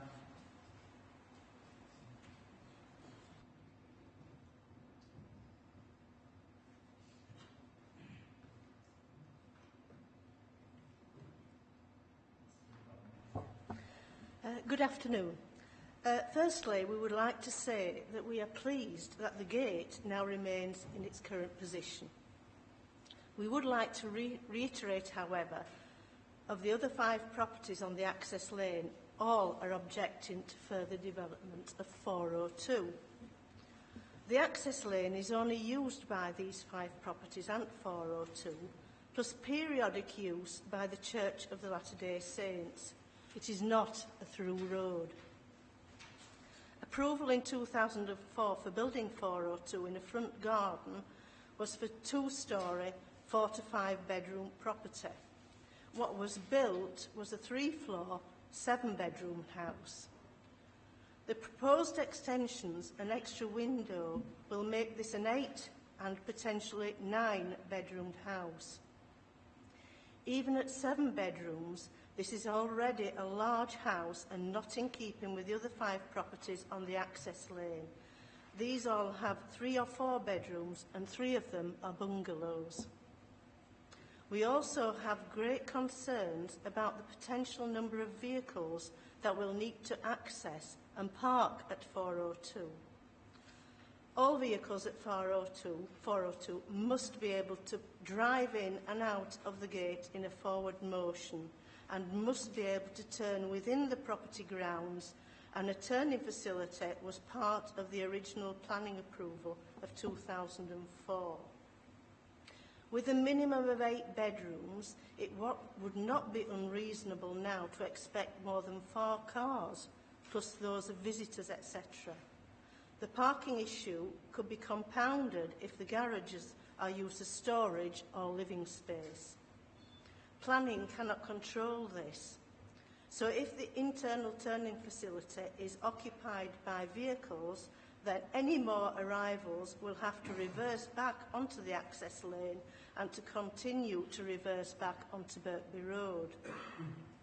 Cars cannot park on the access lane, so any vehicles unable to park within the grounds of 402 will have to park on Birkby Road. We therefore hope you understand why we have continued to object to the proposal. Thank you for listening. Thank you. We have Christopher Harden, who also objects.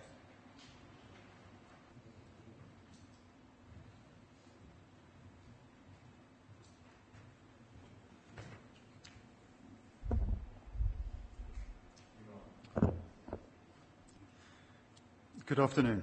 The current house at 402 was originally given permission to be a generous-sized dwelling with 9 habitable rooms with a double garage and a reasonable-sized garden. However, it was actually built with an extra upper floor and now already has 12 rooms, which is 30% more than intended.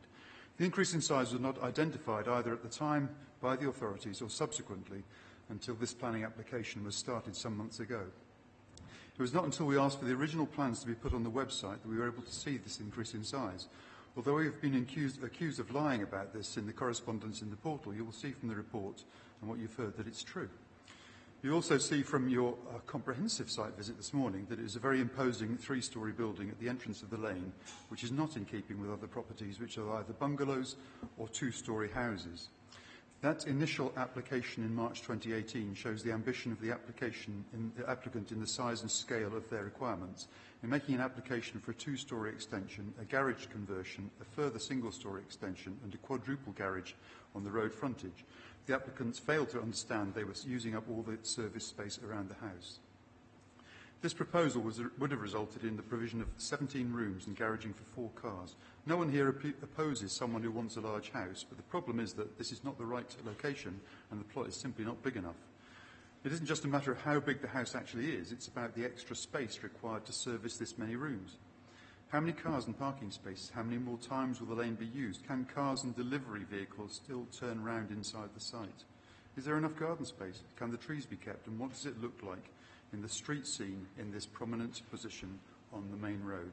The answer reveals that the original plans were indeed too ambitious for the plot and have been reduced throughout the various consultation periods via a series of amendments to the current proposal for a house of 14 habitable rooms.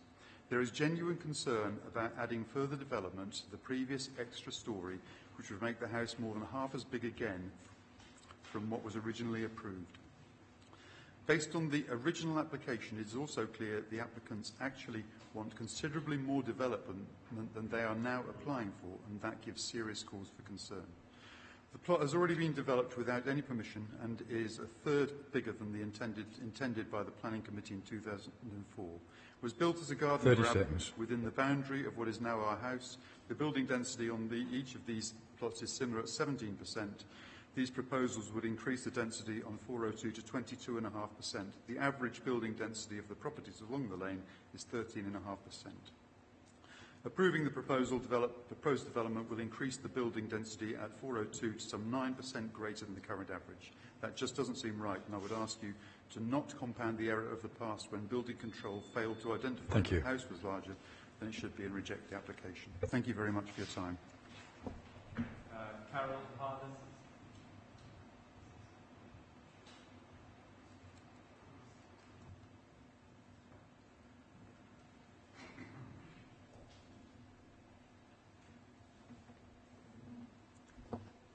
Just press this.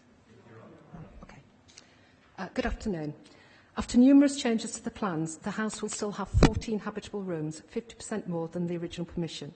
A house this size needs enough service space and garden. Planning are satisfied that there is room for 2 additional cars to add to the existing double garage. However, there are still major issues about the potential for this very large house to result in highway safety problems.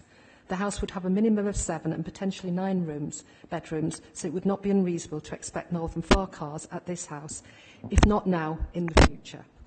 This equates to a significant increase in the number of cars coming up and down the lane and parking inside the site. There would be real problems, especially if the garages were used as storage or living accommodation. Planning cannot control this, and because the internal facility would be occupied by cars, they have to back out onto the site. This private lane is used by 5 other houses and the church. Cars and pedestrians would be put at risk from reversing vehicles. In 2004, in order to get consent to build a 6th house, number 402 on the lane, the plans had to show a turning facility inside the site to ensure cars exited in a forward gear, and another turning facility further up the lane for service vehicles and deliveries. This was essential in order to grant the original permission. However, it is actually private land, and the owners were never asked for permission, and it was included erroneously in the 2004 application in order to get that approval. This means that the access as existing would not be considered safe, as it bears no resemblance to the strict requirement imposed by highways as approved in 2004, and it is compounded by the house being built significantly larger than approval in the first place. With further overdevelopment, how can this be regarded as safe access now? The number of people who live in the house cannot be controlled. The number of cars they own cannot be controlled. The level of use of those cars cannot be controlled. And the number of visitors or deliveries cannot be controlled. The land that goes with this large house is just not big enough for facilities that a house of this size needs. Vehicles which cannot park and turn inside the site will have to drive in forwards and reverse out with no visibility. Then, as no turning space is available on the lane, those vehicles will be forced to reverse onto Birkby Road. This is why it is so important to ensure that this dangerous reversing manoeuvre is not allowed. This point has been made several times, but it seems planning officers are unable to restrict the development to the degree required to prevent this. This aspect has not been considered by the highways officers and most certainly cannot be acceptable. We are not aware of any conditions that can limit occupation or car numbers to ensure that this problem does not arise. And so a refusal of the scheme seems to be the only option. The proposal only appears to have a double story and a single story. But in reality, the house will be much more. The site has already been overdeveloped. Please don't make it any worse. Thank you. Thank you, Chair. Have Robert Taylor-Hughes, who objects.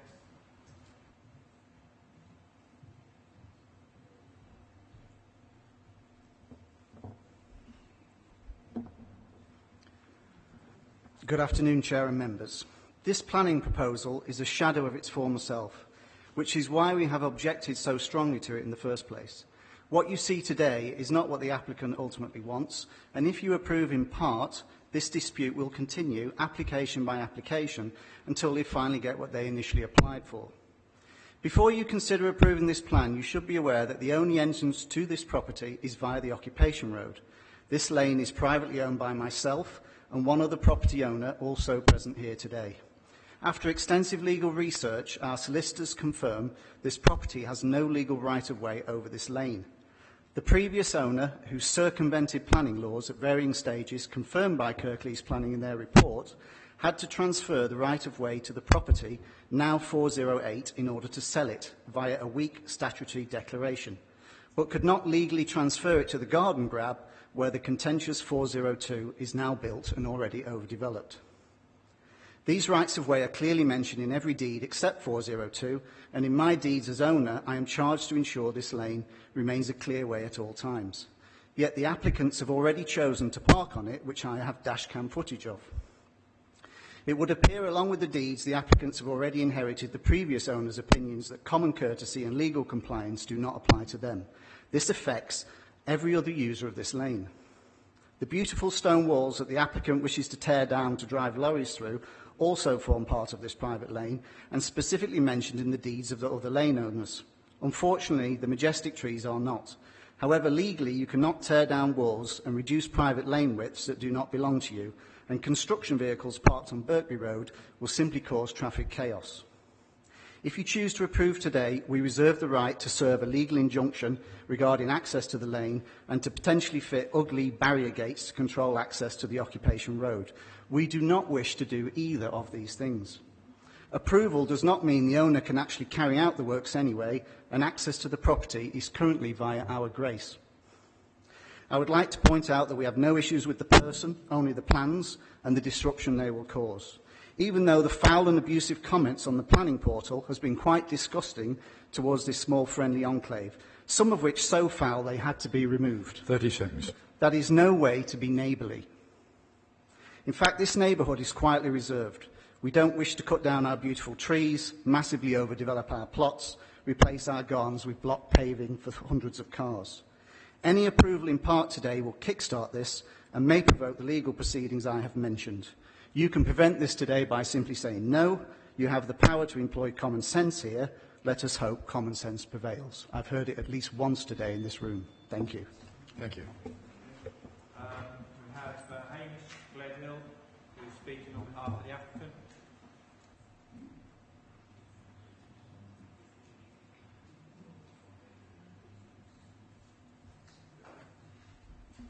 Thank you, Chair, members of the committee. This proposed development it is what can be considered as a relatively small extension to a large house. It's fair that during the application process the proposed development has changed, and that is what the planning process is about. The application has listened to the comments made by the planning officers and amended the schemes accordingly. Furthermore, he's actually changed the scheme to placate other concerns he's aware of which didn't come forward from the planning officers, such as maintaining the existing entrance rather than seeking a new entrance to the site. Since then, other things have been said about the widening of Birkby Road and other schemes, but they fall outside this application, as do issues about access to the property, which I'm not aware of, nor is my applicant, but that again falls outside the control of the Planning Committee. Whilst the planners are satisfied with the level of parking and access into the site, it should be made aware that previously there are 5 cars parked in this house with no concerns. Currently, the applicant is going to live in the house with his parents, neither of whom drive, and 4 children under the age of 8. None of those will drive. The applicant is the only person with a current driving licence who's going to live in that house. Whilst that might not change in the future, that is a state of affairs that will be there for the next few years. The only consideration with this application is the scale and design of the proposed extension. The extension predominantly is on the south elevation with a small extension to the north. The south elevation does not overlook neighbouring properties and does not affect residential amenity of the neighbours. I would ask you to consider this application favourably. Thank you. Members. Councillor McGuinn.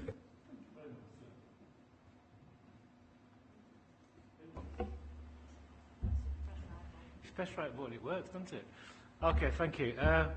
You're well aware that we've got to only consider planning matters on this. So some of the things that were said by some who were against the development were not planning concerns. So I want to stick to strictly planning concerns. So the first objection to this I've noted down, as I don't think it's in keeping with it, in character with the area.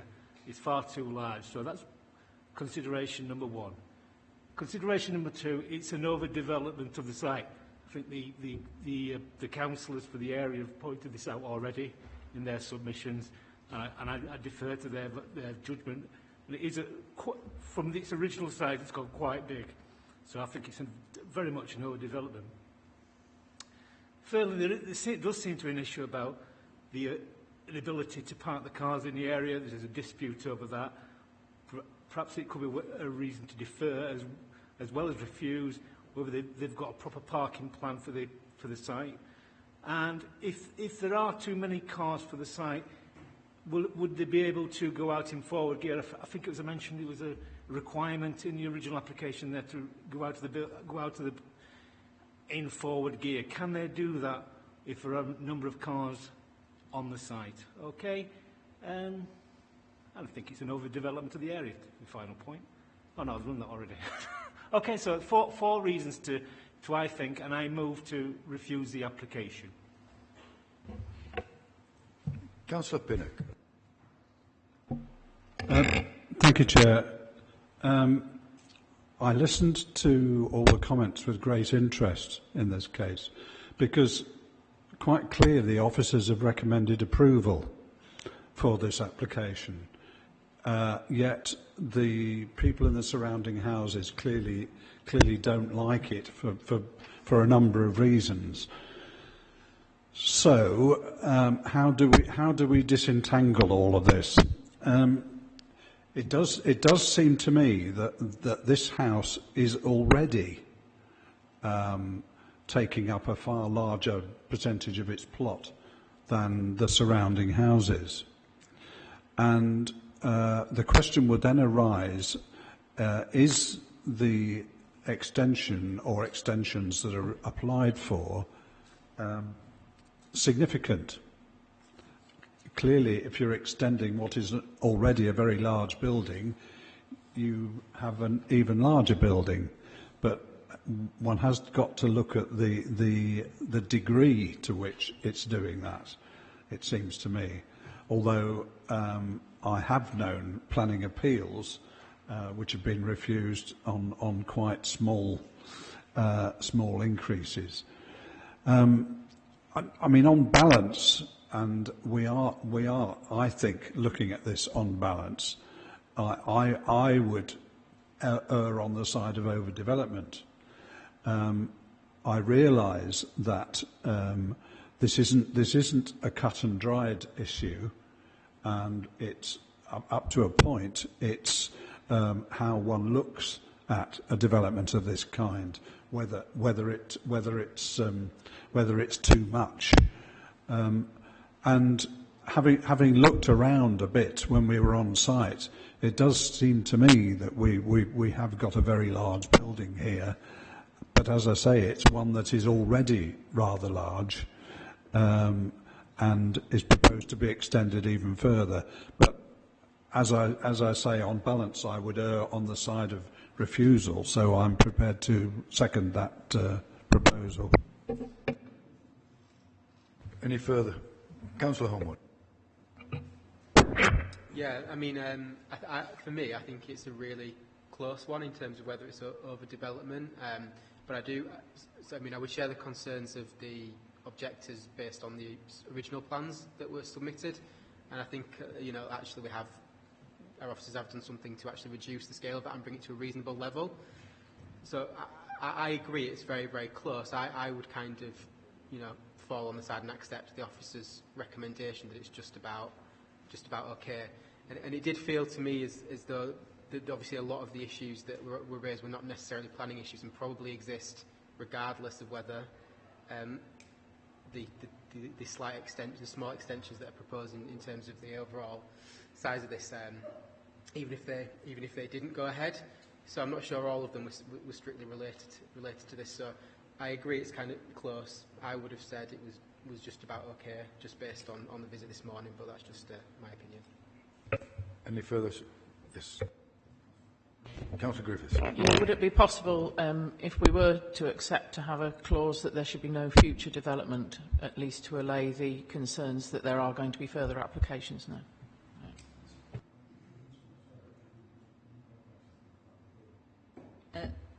Through you, Chair, I think Councillor Griffiths was asking about whether we could prevent further development. We couldn't prevent further development. The only thing is about the removal of permitted development rights, which were removed from the original dwelling. I mean, they could, even though they have been removed from the original dwelling on permission, we could reimpose those for completeness, so they clearly relate to the more up-to-date general permitted development order. But that would just mean that an application would have to be submitted. It wouldn't stop an application being... it would have to be submitted. They wouldn't be able to utilise permitted development rights. Thank you, Chair. Well, if there's no further submissions, I've had a mover and a seconder for refusal. As far as I'm aware, Councillor McGuinn moved refusal, and it was seconded by Councillor Pinnock. Sorry, Councillor, did you second refusal on the grounds of overdevelopment? Yeah.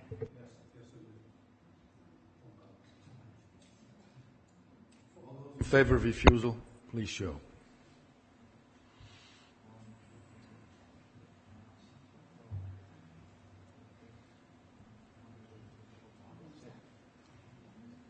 Sorry, can you just raise your hand again, please? Sorry.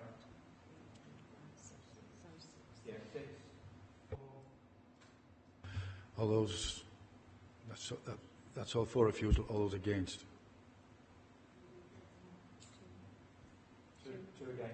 Abstentions. I'm going to abstain on that one. Yeah, I feel a bit... That application is refused.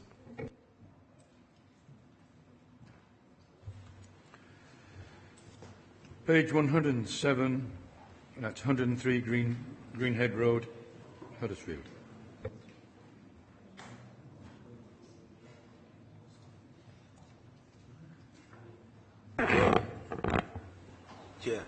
Chair, I'm okay to stay here. I declare my interest, yeah? You're not participating, are you? You're not participating, you're just predetermined and involved. Yeah, you're not.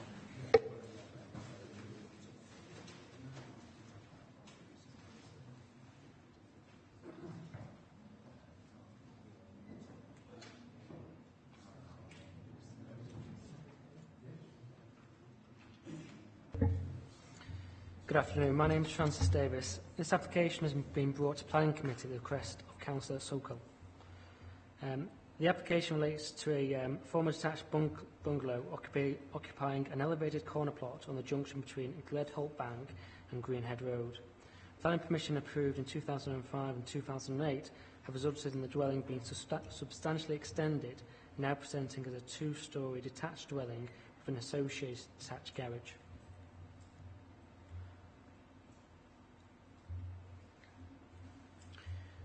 The application has been assessed by planning officers and is considered to have both an unacceptable impact on visual amenity and results in an overdevelopment of the site. In terms of visual amenity, the proposed extension would not present as a subservient addition, but rather offer a full-height continuation of the first floor added to the original bungalow. This is considered to create an elongated profile, which is out of character with the wider street scene, forming an incongruous and overly prominent feature. With regard to overdevelopment, the cumulative impact of previously approved additions, including the detached garage, have served to significantly reduce the amount of private amenity space available. It is therefore considered that further extensions to the dwelling, subdividing it, and the addition of 6 car parking spaces would constitute an overdevelopment detrimental not only to the character of the area and street scene, but residential amenity of current and future occupiers.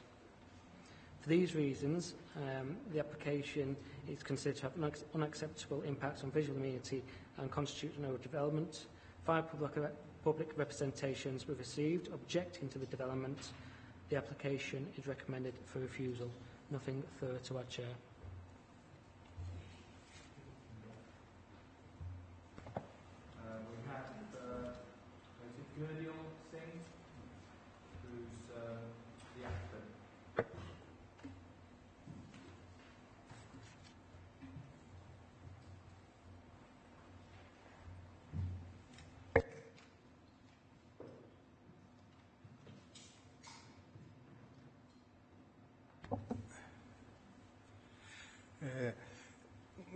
Greenhead Road, we offer a garage to be demolished on side, separate one. And also, this similar dwelling front to that our house, straight across from me, is a separate house dwelling, and ours is only built up to, even we build it up a garage, 15% whole area.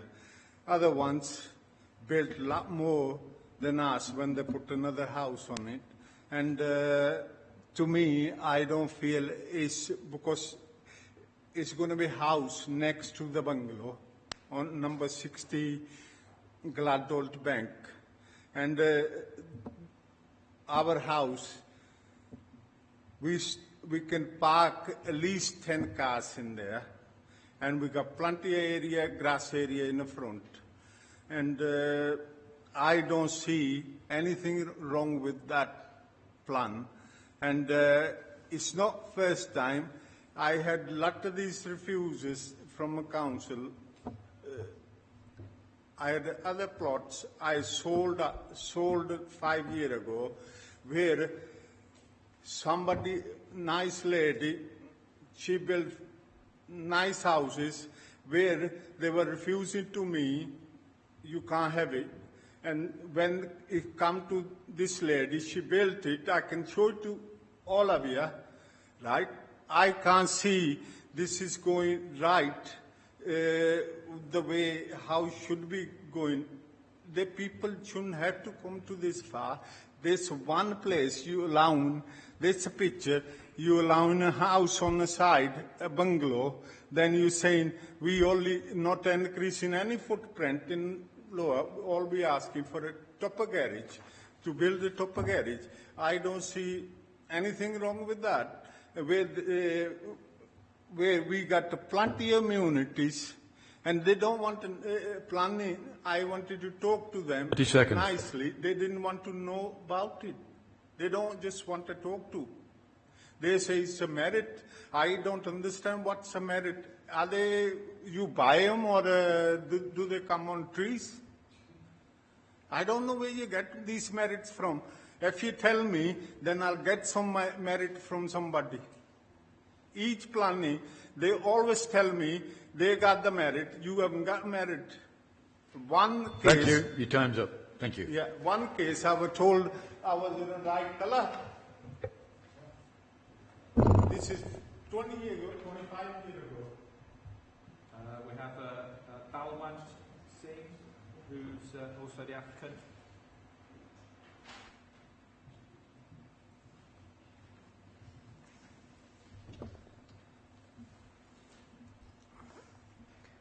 Chair and Councillors, I would like the committee to compare my application to the one that has been approved in respect of 60 Gledholt Bank, which has an approved 100 square metre detached two-storey house, just been approved.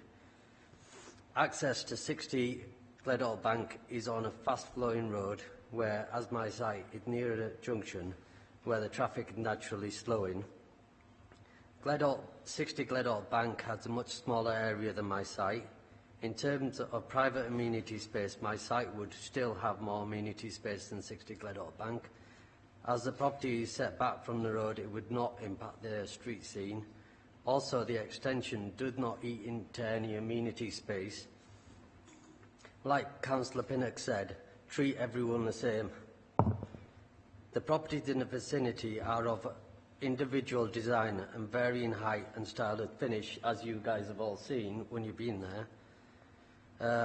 I have got loads of examples from permitted development rights, so we could, under permitted development, the 50% rule, i.e. the amount you can build on your land without planning permission. I have quickly worked out the figures. This came from the architect, based on the size of the original house built in 1960.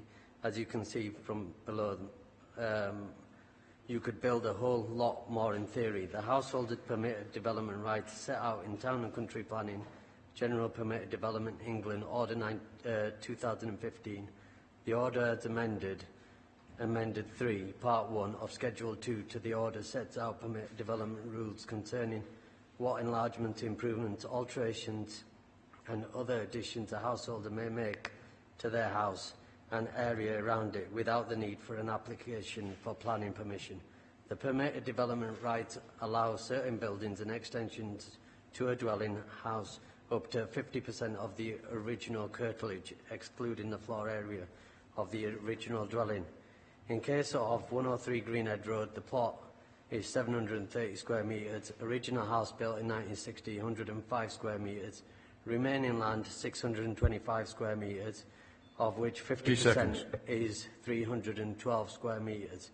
To date, the proposal application, i.e. site extension plus rear extension plus garage, is 59 square metres. Maximum allowable under PD rights is 312 square metres. 59 square metres at percentage of 312 square metres, it's 18%. Simply put, the existing extension and the detached garage and the proposed extension... Thank you. Your time's up. Thank you. One more speaker. We have Leslie Taylor, who's speaking in support of the application.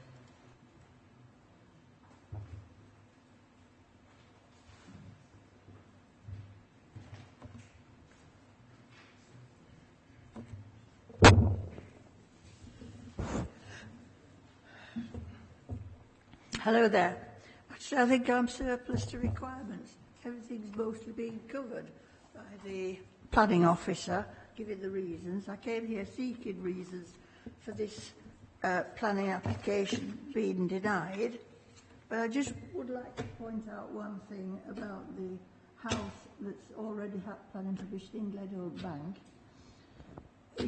It will have access to a road where there's no planning permission vouchers, and so consequently it's full of cars all day, every day now.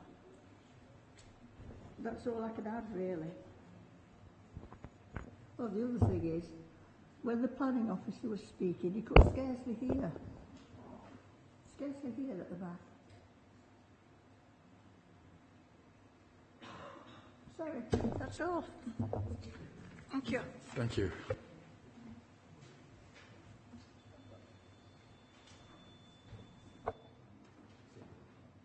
Members. Ken.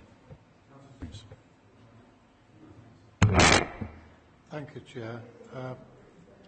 I'd like officers just to qualify the numbers that's just come out there on that as regards permitted development on this site, please.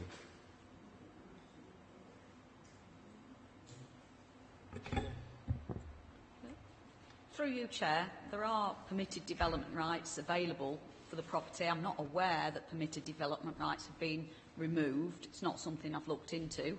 If permitted development rights did exist, then there is a right to build on 50% of your curtilage area, but there are many qualifications for that then in the conditions for permitted development rights about where certain works could take place and where they cannot take place, and what type of development would be looked at. Now, sometimes we do look at something as a fallback position. What that means is, if this isn't granted, what would the fallback position be if there were permitted development rights? What normally we have before that is somebody's applied for something called a lawful development certificate to say, we don't need planning permission for this. And then if that is factually correct, we issue the certificate. And then there is a document there to say it's a fallback position. All we can say on this application is there might be permitted development rights to do something there. Nobody's come to us to say this is what we could do under permitted development rights.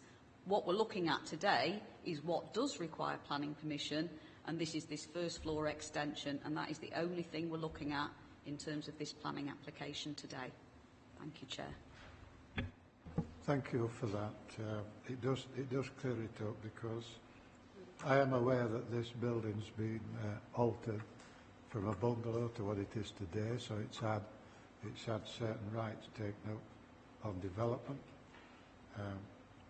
I'm quite happy, I think, because of where it is and the road infrastructure, etc., to accept officers' recommendations,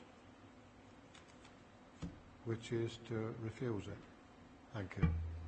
Are you moving that, Councillor Sims? Yes. Councillor. I'll move that. Thank you, Chair. There's a very simple question to ask in this, and that is, if you look at page 110 of the report, in the relevant planning history, there are two applications, both in 2007, for the erection of admittedly two detached dwellings, but they were both refused. Admittedly, we're not talking about detached dwellings here, but the conversion, if you like, of one house into two dwellings, although it's possible that may already have happened. I just wonder, well, it does seem to me that this application falls into the same heading. We're asking there to be two dwellings on this site when there's actually only one there at the moment. So I would certainly second Councillor Sims's proposition, but I just wonder how, I know it's, 11 years ago, were these in any way similar to the current application?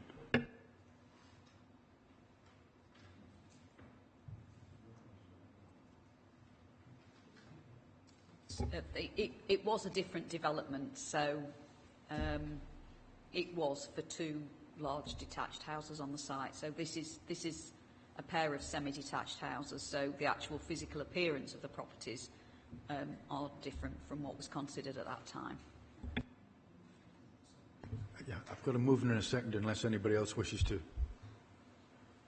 contribute. No. So all those in favour of officer's recommendation to refuse, please show.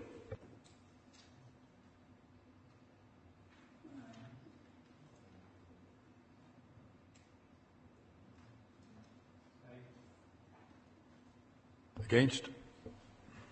Abstentions? application is refused. Page 119. It's 221 Meltham Road, Netherton.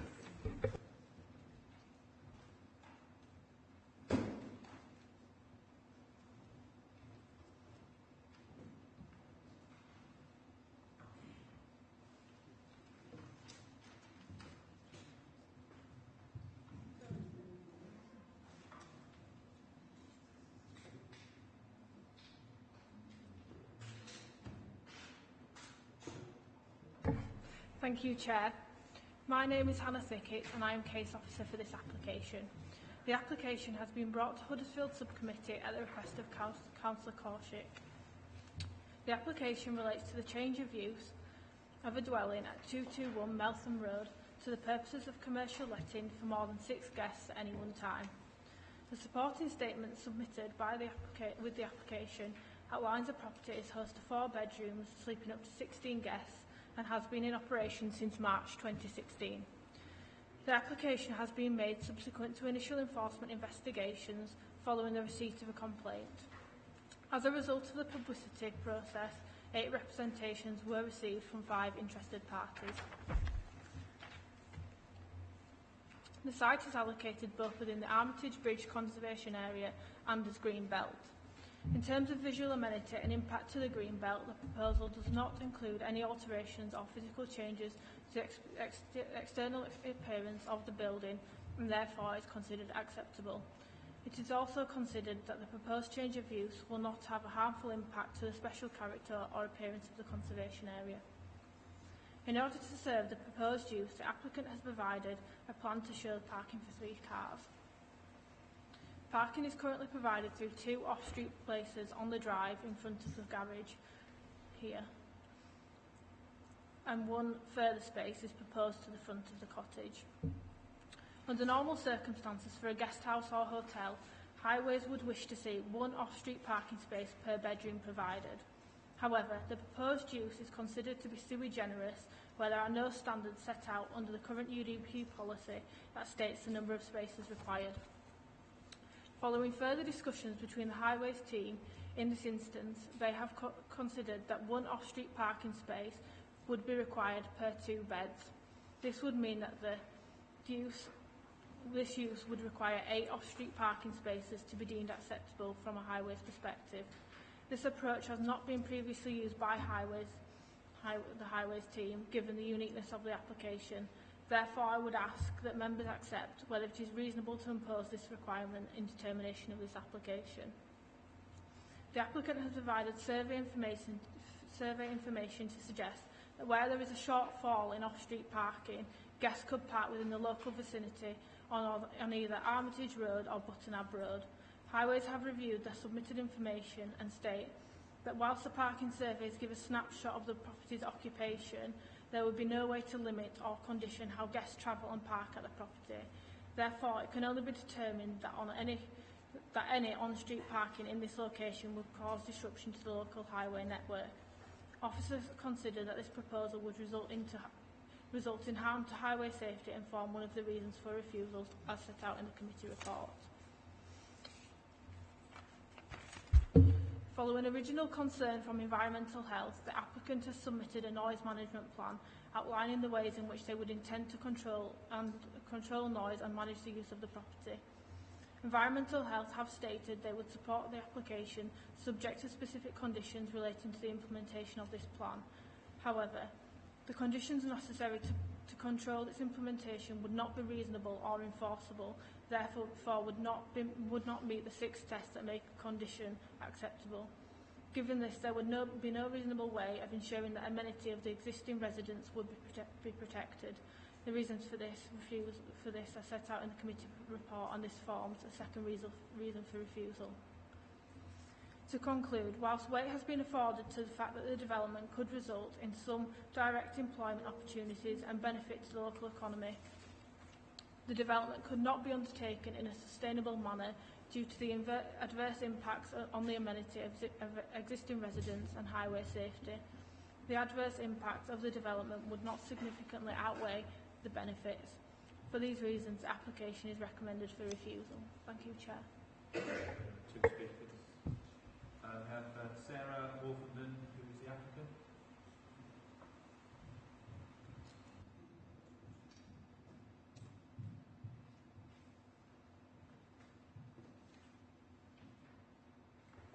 Before starting my holiday let business over 2.5 years ago, I made every effort to ensure I did so correctly, including asking the council for advice on commercial use as a holiday let and planning permission.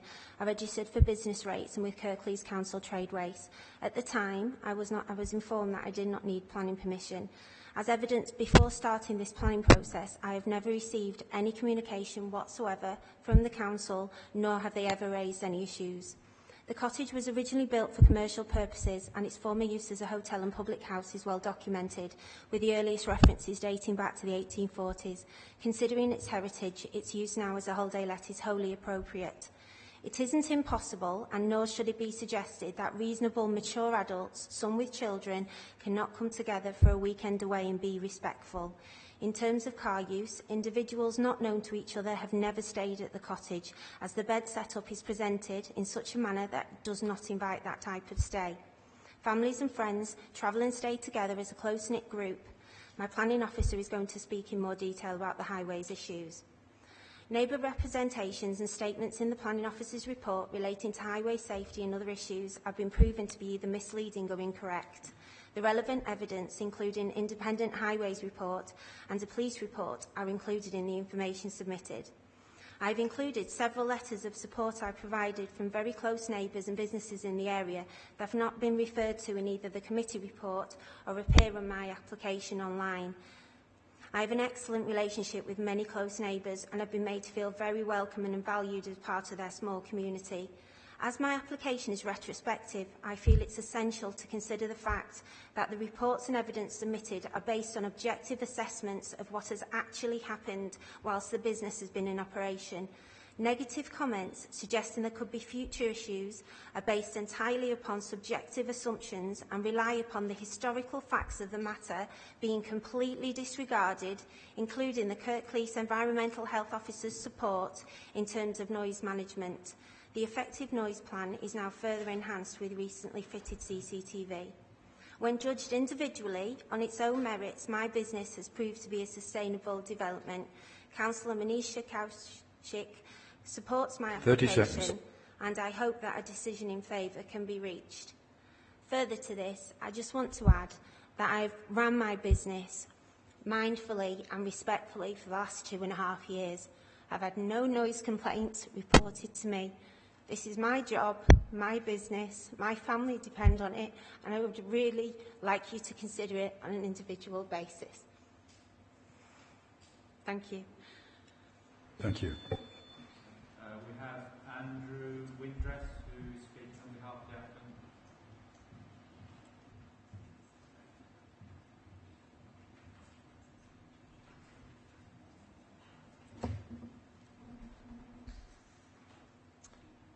Thank you, Chair and members. As you can see, the applicant closely manages this property and has done for over 2.5 years. She's very passionate about the property and very keen to manage it in the correct way. And that's what we consider has been the case over the years, which has therefore resulted in a lack of highway issues, as has been shown by the evidence provided to officers, and also the lack of objections in terms of from environmental health. The MPPF supports economic growth and seeks to find solutions and not raise problems. In this instance, the applicant has secured support, as I say, from the Environmental Health Officer and addressed the queries raised by Highways in their initial comments, which reflect their current and adopted policy with regarding this use. In respect to the noise management plan was issued and accepted by the Environmental Health Officer, subject to a condition which is wholly appropriate and reasonable. Such conditions are very typical for other leisure uses, for bars, restaurants, other similar sorts of uses, and they are reasonable and are enforceable. And clearly, with the additional CCTV and the neighbour monitoring, then that can be enforced and taken forward with the council if there were to be any issues. So we think that that management plan is robust and can be taken forward. It's important to note that the property, it is a detached property. It's set well away from the neighbouring properties, of which are quite limited in number, with many of them separated from the property by Meltham Road. So the potential of any noise harm is limited in that regard. In respect to the highways, as I stated, the adopted policy for a guest house and a holiday let, as the property is referred to in the officer report, is for 4 parking spaces. The property does not operate as a party house, as officers have considered it in their more recent correspondence. Their original correspondence stated 4 parking spaces would be required and requested us to go away, undertake a beat survey, which for the scope of was agreed, and that snapshot, as they are now calling it, established that on-street parking didn't occur and high levels of parking didn't occur at the property. So that scope was entirely appropriate and in accordance with highways officers. So to then change that policy approach and double the number of parking spaces we consider to be unreasonable when the evidence has been shown that this property does not create undue highway safety issues, which it must be considered against in terms of the policy. There's a concern that this application is being tarnished with a brush of some other properties which have been in the news recently in the district. But this is not the case. This is not a centrally located party house as has been considered by others. It is a guest house in a rural Thank you. location. Time's up. Thank you. Thank you, Chair. Members. Councillor Pull, Councillor Sokol, Councillor Bellamy. Chair, can I just add that I know Andrew Windress, he's the husband of one of my close friends, so I just want to raise that with you. Is that okay? Oh, sorry. So you're saying that you know the agent of the applicant, who is a close friend of your friend's husband? Yeah. Well, you've mentioned it to the committee. You yourself now have to decide whether you consider that is a relationship which means that you ought not to participate. Will it affect your judgment in the public interest? I can't tell you what to do, but you've told committee what the relationship is, and it may be that that taints your view, or the relationship may be so distant that it doesn't. I don't think it's that distant, so I think I would like to not make a decision on this, if that's okay. You can just stay and not participate. I won't be participating. Yeah, thank you. Thanks. Yes, thank you, Chair. I was just wondering, can our highways just give us a little bit more information around the parking requirements? I know that they've said 8. But in terms of movements based on 16, is there a bit more information around that? Thank you. Through you, Chair, Jamie Turner, Highways Development Management. We considered, basically it was initially considered as akin to a hotel room or a guest house, but in normal circumstances you anticipate those rooms would have 2 beds, where the rooms have 4 beds. So really we're just comparing like for like, where you would have 1 space, you would call it 1 space per 2 beds, rather than 1 space per room, which brings it to the 8 that we asked for. Is that okay? Yeah, thank you. Is that it, Councillor? Sorry, wanted. Yeah. Yes, Councillor. Thank you, Chair. Right, I don't know whether anybody's going to be able to answer these, and I don't really know whether they're going to come out quietly under planning. My family and myself are actually accommodation providers, so I know a little bit about guest houses, etc. So, A, is it a guest house, or is it a holiday let, or indeed is it a party house? Because there is a difference. A guest house tends to come under the fact of small bed and breakfast style, and usually the person actually, or somebody, will live on them premises because they're there to provide breakfast in the morning, that sort of thing. If it's a holiday let, then no, they won't be, because you're there, you usually do your own, it becomes self-catering. So it's like they are completely sort of different things. If it's a guest house, I'm sure that in some ways you're actually limited to how many number of guests you can have in at a time under your insurance. So that's a bit of a confusion. Is it holiday let? Is it guest house? Because they've both been mentioned. So it's a holiday let, right? So, yeah.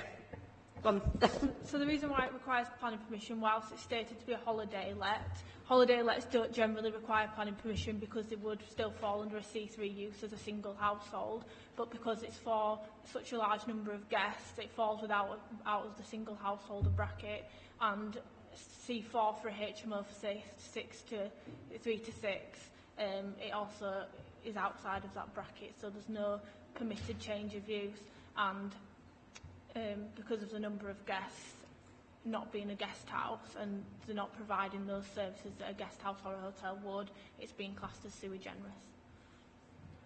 Right, thank you for that then. So it's a holiday let. So the issue is then, to me, what it comes down to is how it's advertised. Because there's loads and loads of holiday lets about which are absolutely beautiful. You get little cottages in the lakes and blah, blah, blah, that are holiday lets. I'd like to see, I know this isn't a planning matter, but I'd love to see how this actual holiday let is advertised, you know, or where it's advertised, and then you could get a feel for exactly what it really is, maybe. The Planning Authority considers it to be sui generis, so that's not within that definition, as she explained. Councillor Pinnock. Right, thank you, Chair. I read what the officers are recommending. However, what I didn't realise, because I don't think it makes clear that the property is actually being used for the purpose of holiday lets. And the applicants have made quite clear, at least in their own eyes, that this place does not cause a problem. And they have stated that they have produced evidence to show that it doesn't cause a problem. Now, obviously that sort of evidence has got to be tested. And I'm a bit worried that they may not be being given a fair hearing, if you like. I think I am going to suggest they be given permission for a year, which I think would be one way of testing whether it works. Now, there is one critical issue here, and speaking as one who has used holiday lets quite a lot, admittedly for fortnight holidays in the summer, it is a slightly different sort of issue. But as Councillor Bellamy has said, when booking such a place, you're given quite a lot of information about what you can and can't do at this property. So it's fairly clear what the parameters are around that property to show, and that will clearly put some people off. They won't even book that sort of place. The parking issue seems to me to be one that has caused a degree of concern on this site. And I hear what Highways are saying about that type of let requiring 8 spaces. But equally, couldn't you argue that if you advertise the property to show that there was very little parking space, that is itself going to put off some potential people who want to book that property? I just lay those arguments on the table and see what other people think about them. But my inclination would be to approve for a year to see if any problems do arise from it. Councillor.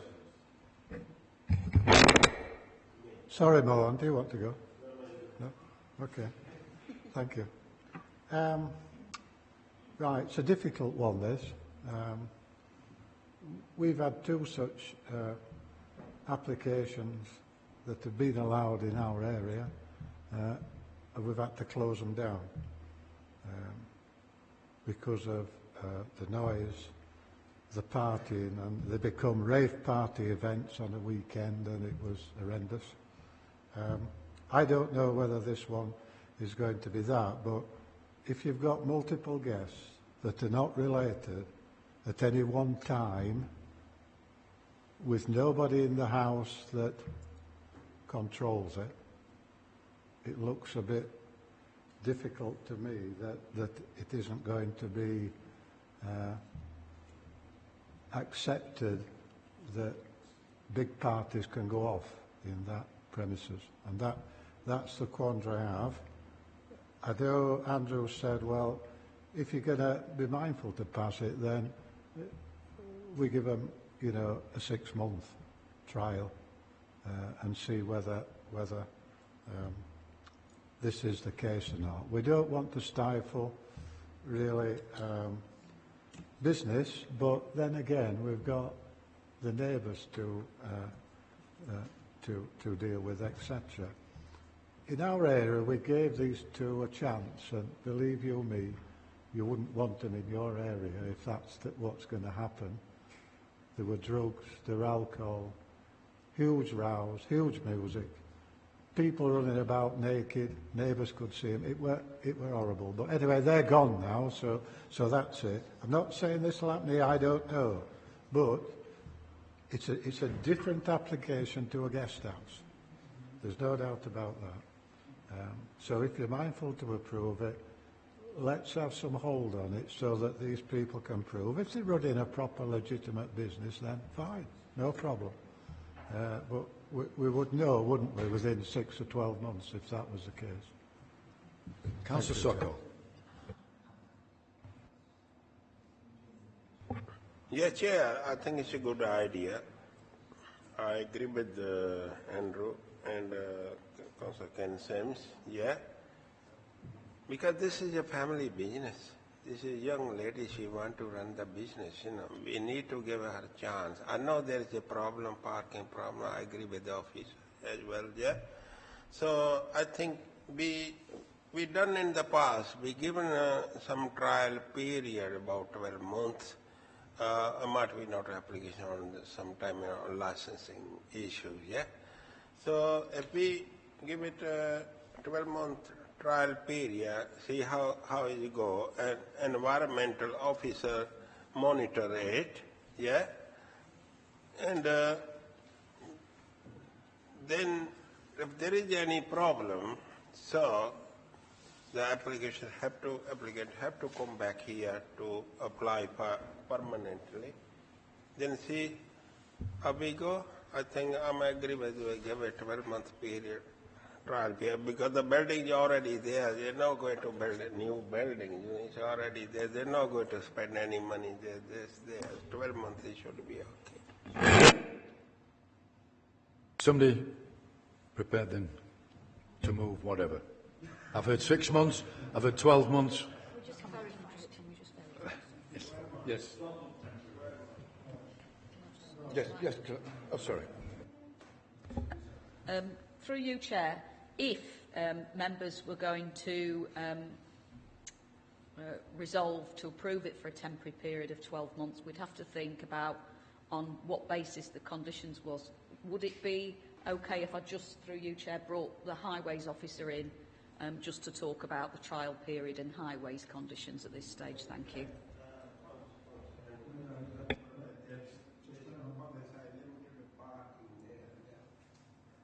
Through you, Chair, alongside a 12-month temporary consent, we'd also recommend that it was a personal consent. So if it came back in 12 months' time, they would retain that personal consent. So if the property was sold on, because everything could be well and good in 12 months, that it suddenly doesn't change, become what we're all feeling in mind. So.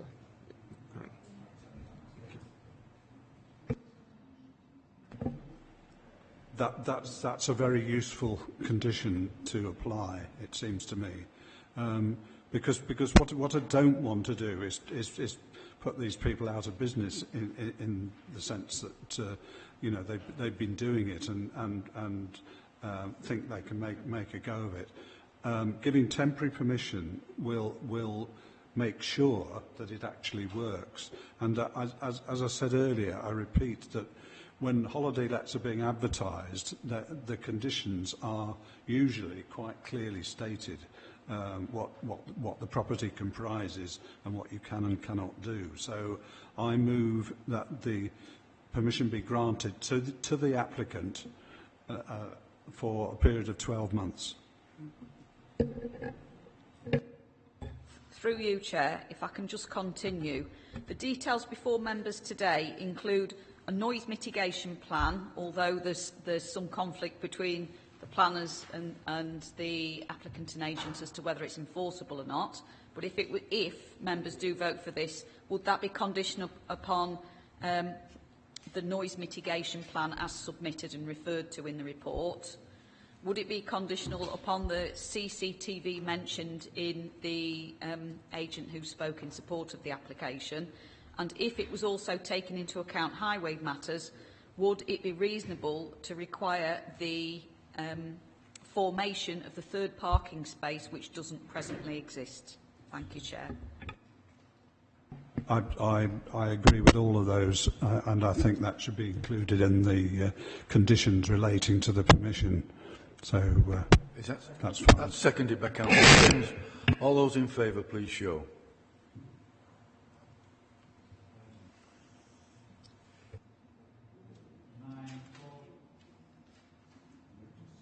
We turn now. Application has been approved. Temporary permission.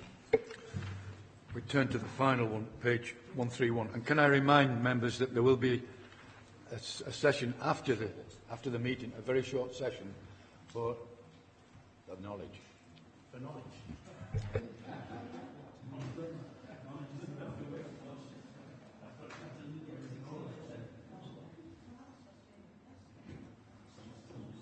So it's page 131 and it's 954 New Hay Road.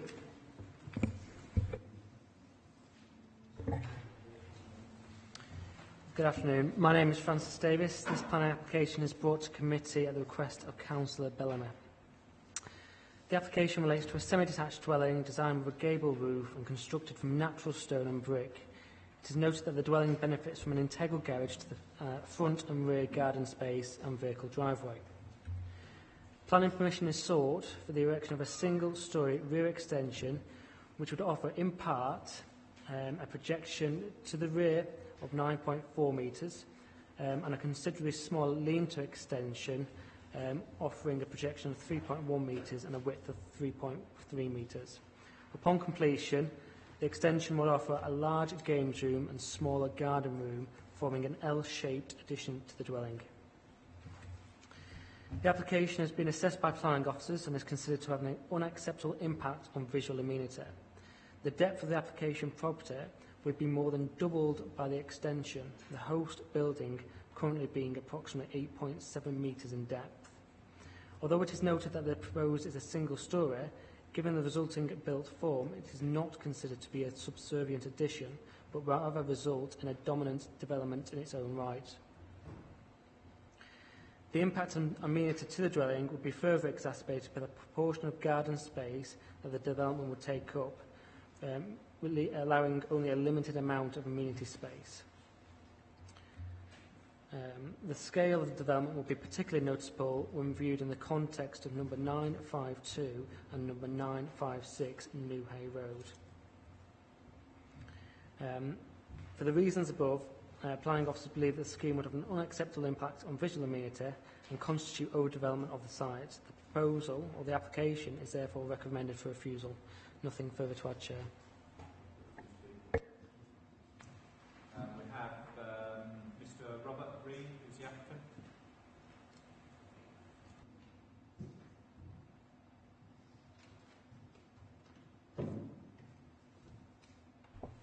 Thank you, Chair, and good afternoon all.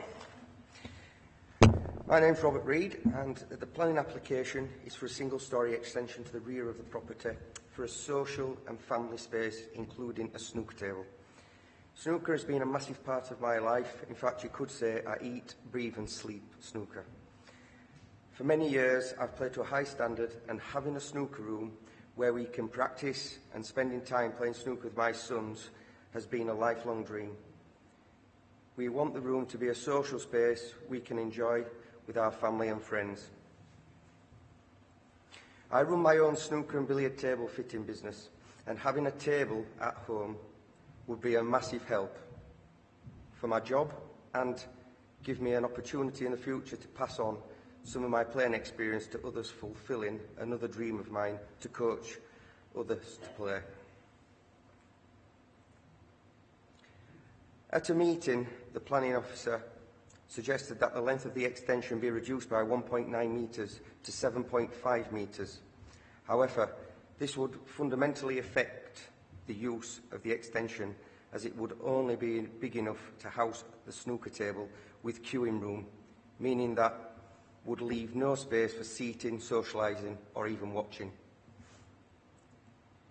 The report by the planning officer shows that the proposed retains a high standard of amenity for our neighbours and doesn't cause any highway issues. The other reason for recommending refusal is down to the 1.9 metre difference in length of the extension, which is essentially the sociable space we'd enjoy. Therefore, we'd be grateful if you would consider granting the application as we submitted. Thank you, Chair. Thank you very much. Mrs. Dale-Reid.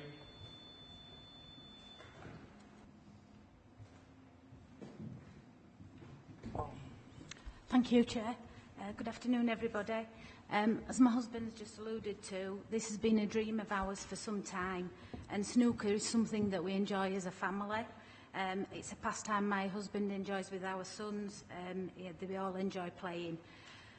We see this as an opportunity to get our sons out of the rooms, off their Xboxes, off the phones, and actually join in some family activity, something that we can all enjoy together. We'd also like to be able to socialise with our family and friends, and even our neighbours. We've done as much as possible as we possibly could for the extension to try and design it to keep it visually in keeping with the existing building. That's been alluded to in the report, that we have done everything we possibly can to make it look like part of the existing property.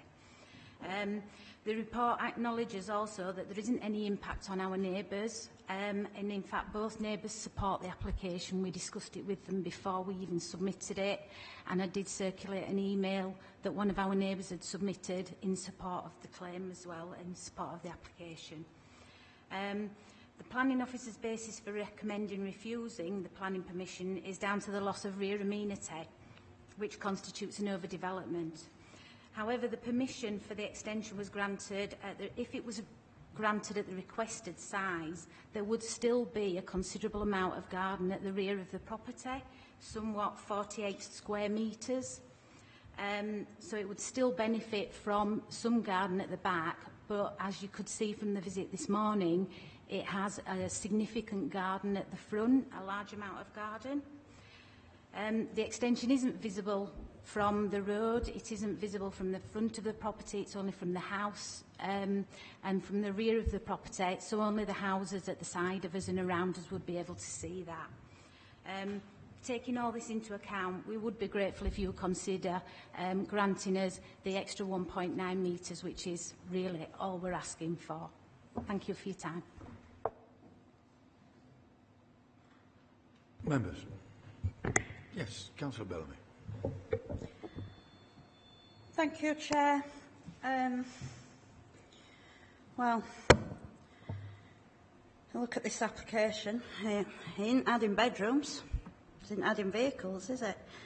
And when you look back at the agenda number item 19, which also took a massive amount of garden away, but that was up for approval by officers, so I can't quite understand why this one's for refusal. Yeah, okay, it does take quite a large amount of garden away at the rear, but as we've heard, they've quite a lot of garden at the front. I completely understand that, you know, it's a snooker room. That is what they want, and obviously a snooker room can take up quite a large amount of space. You need to have that queuing room, and obviously, like's been said, it hopefully gets kids off Xboxes and they can spend some family time. There's been no objections. In fact, we've all seen support from the neighbours. So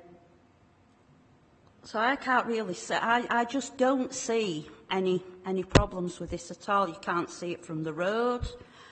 Like I said, I just can't see any problems. So to be honest, I am more than happy to move approval for this.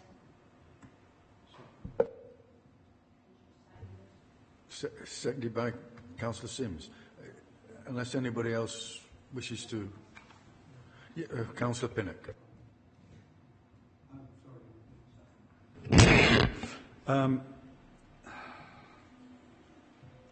Right. Somebody earlier suggested I said we should be... I was quoted as saying we should be consistent. Regrettably, I have to go along with the officer's recommendation, because if you go back to the Birkby Road application, where I talked about overdevelopment of the site, I would, to me, it would be inconsistent to treat this differently. And the fact that nobody has objected, to me, is irrelevant. One of the points of planning is that we have to look at things as objectively as possible.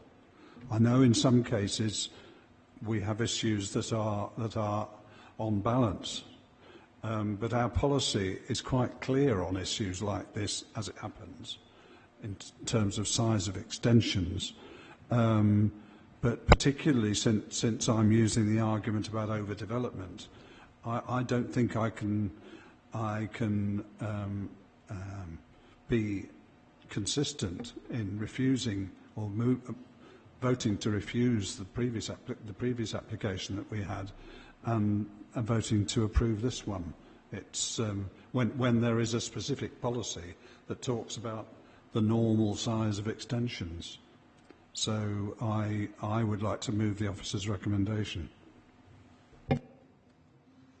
We've already had a proposal and a seconder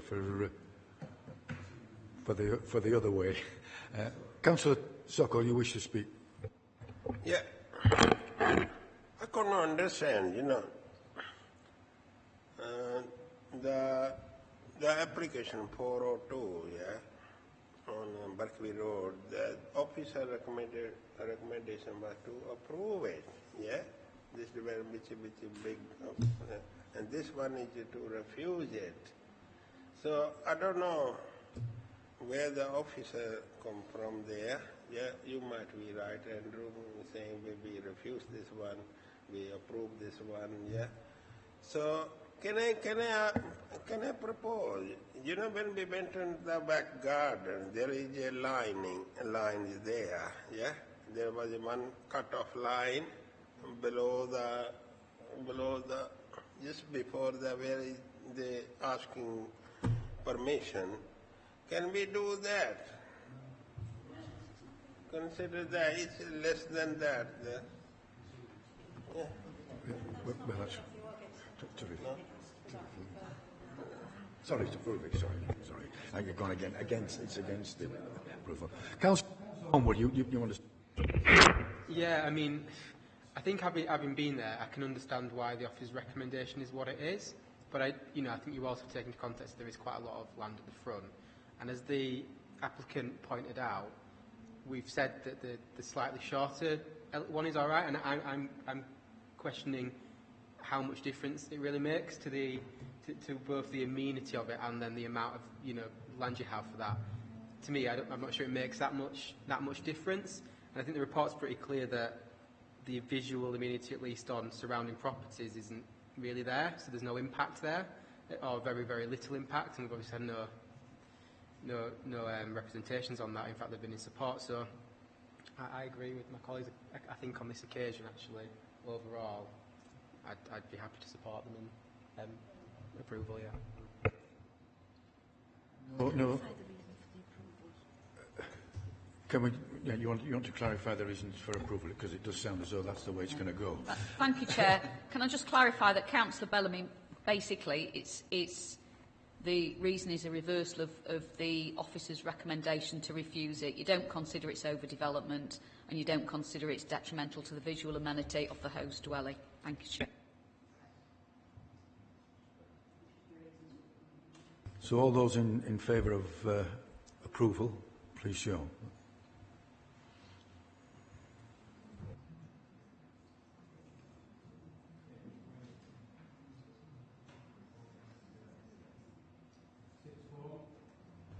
Against? I'll just abstain on that. Application's approved. And abstentions, 2 of us. Now we're having this session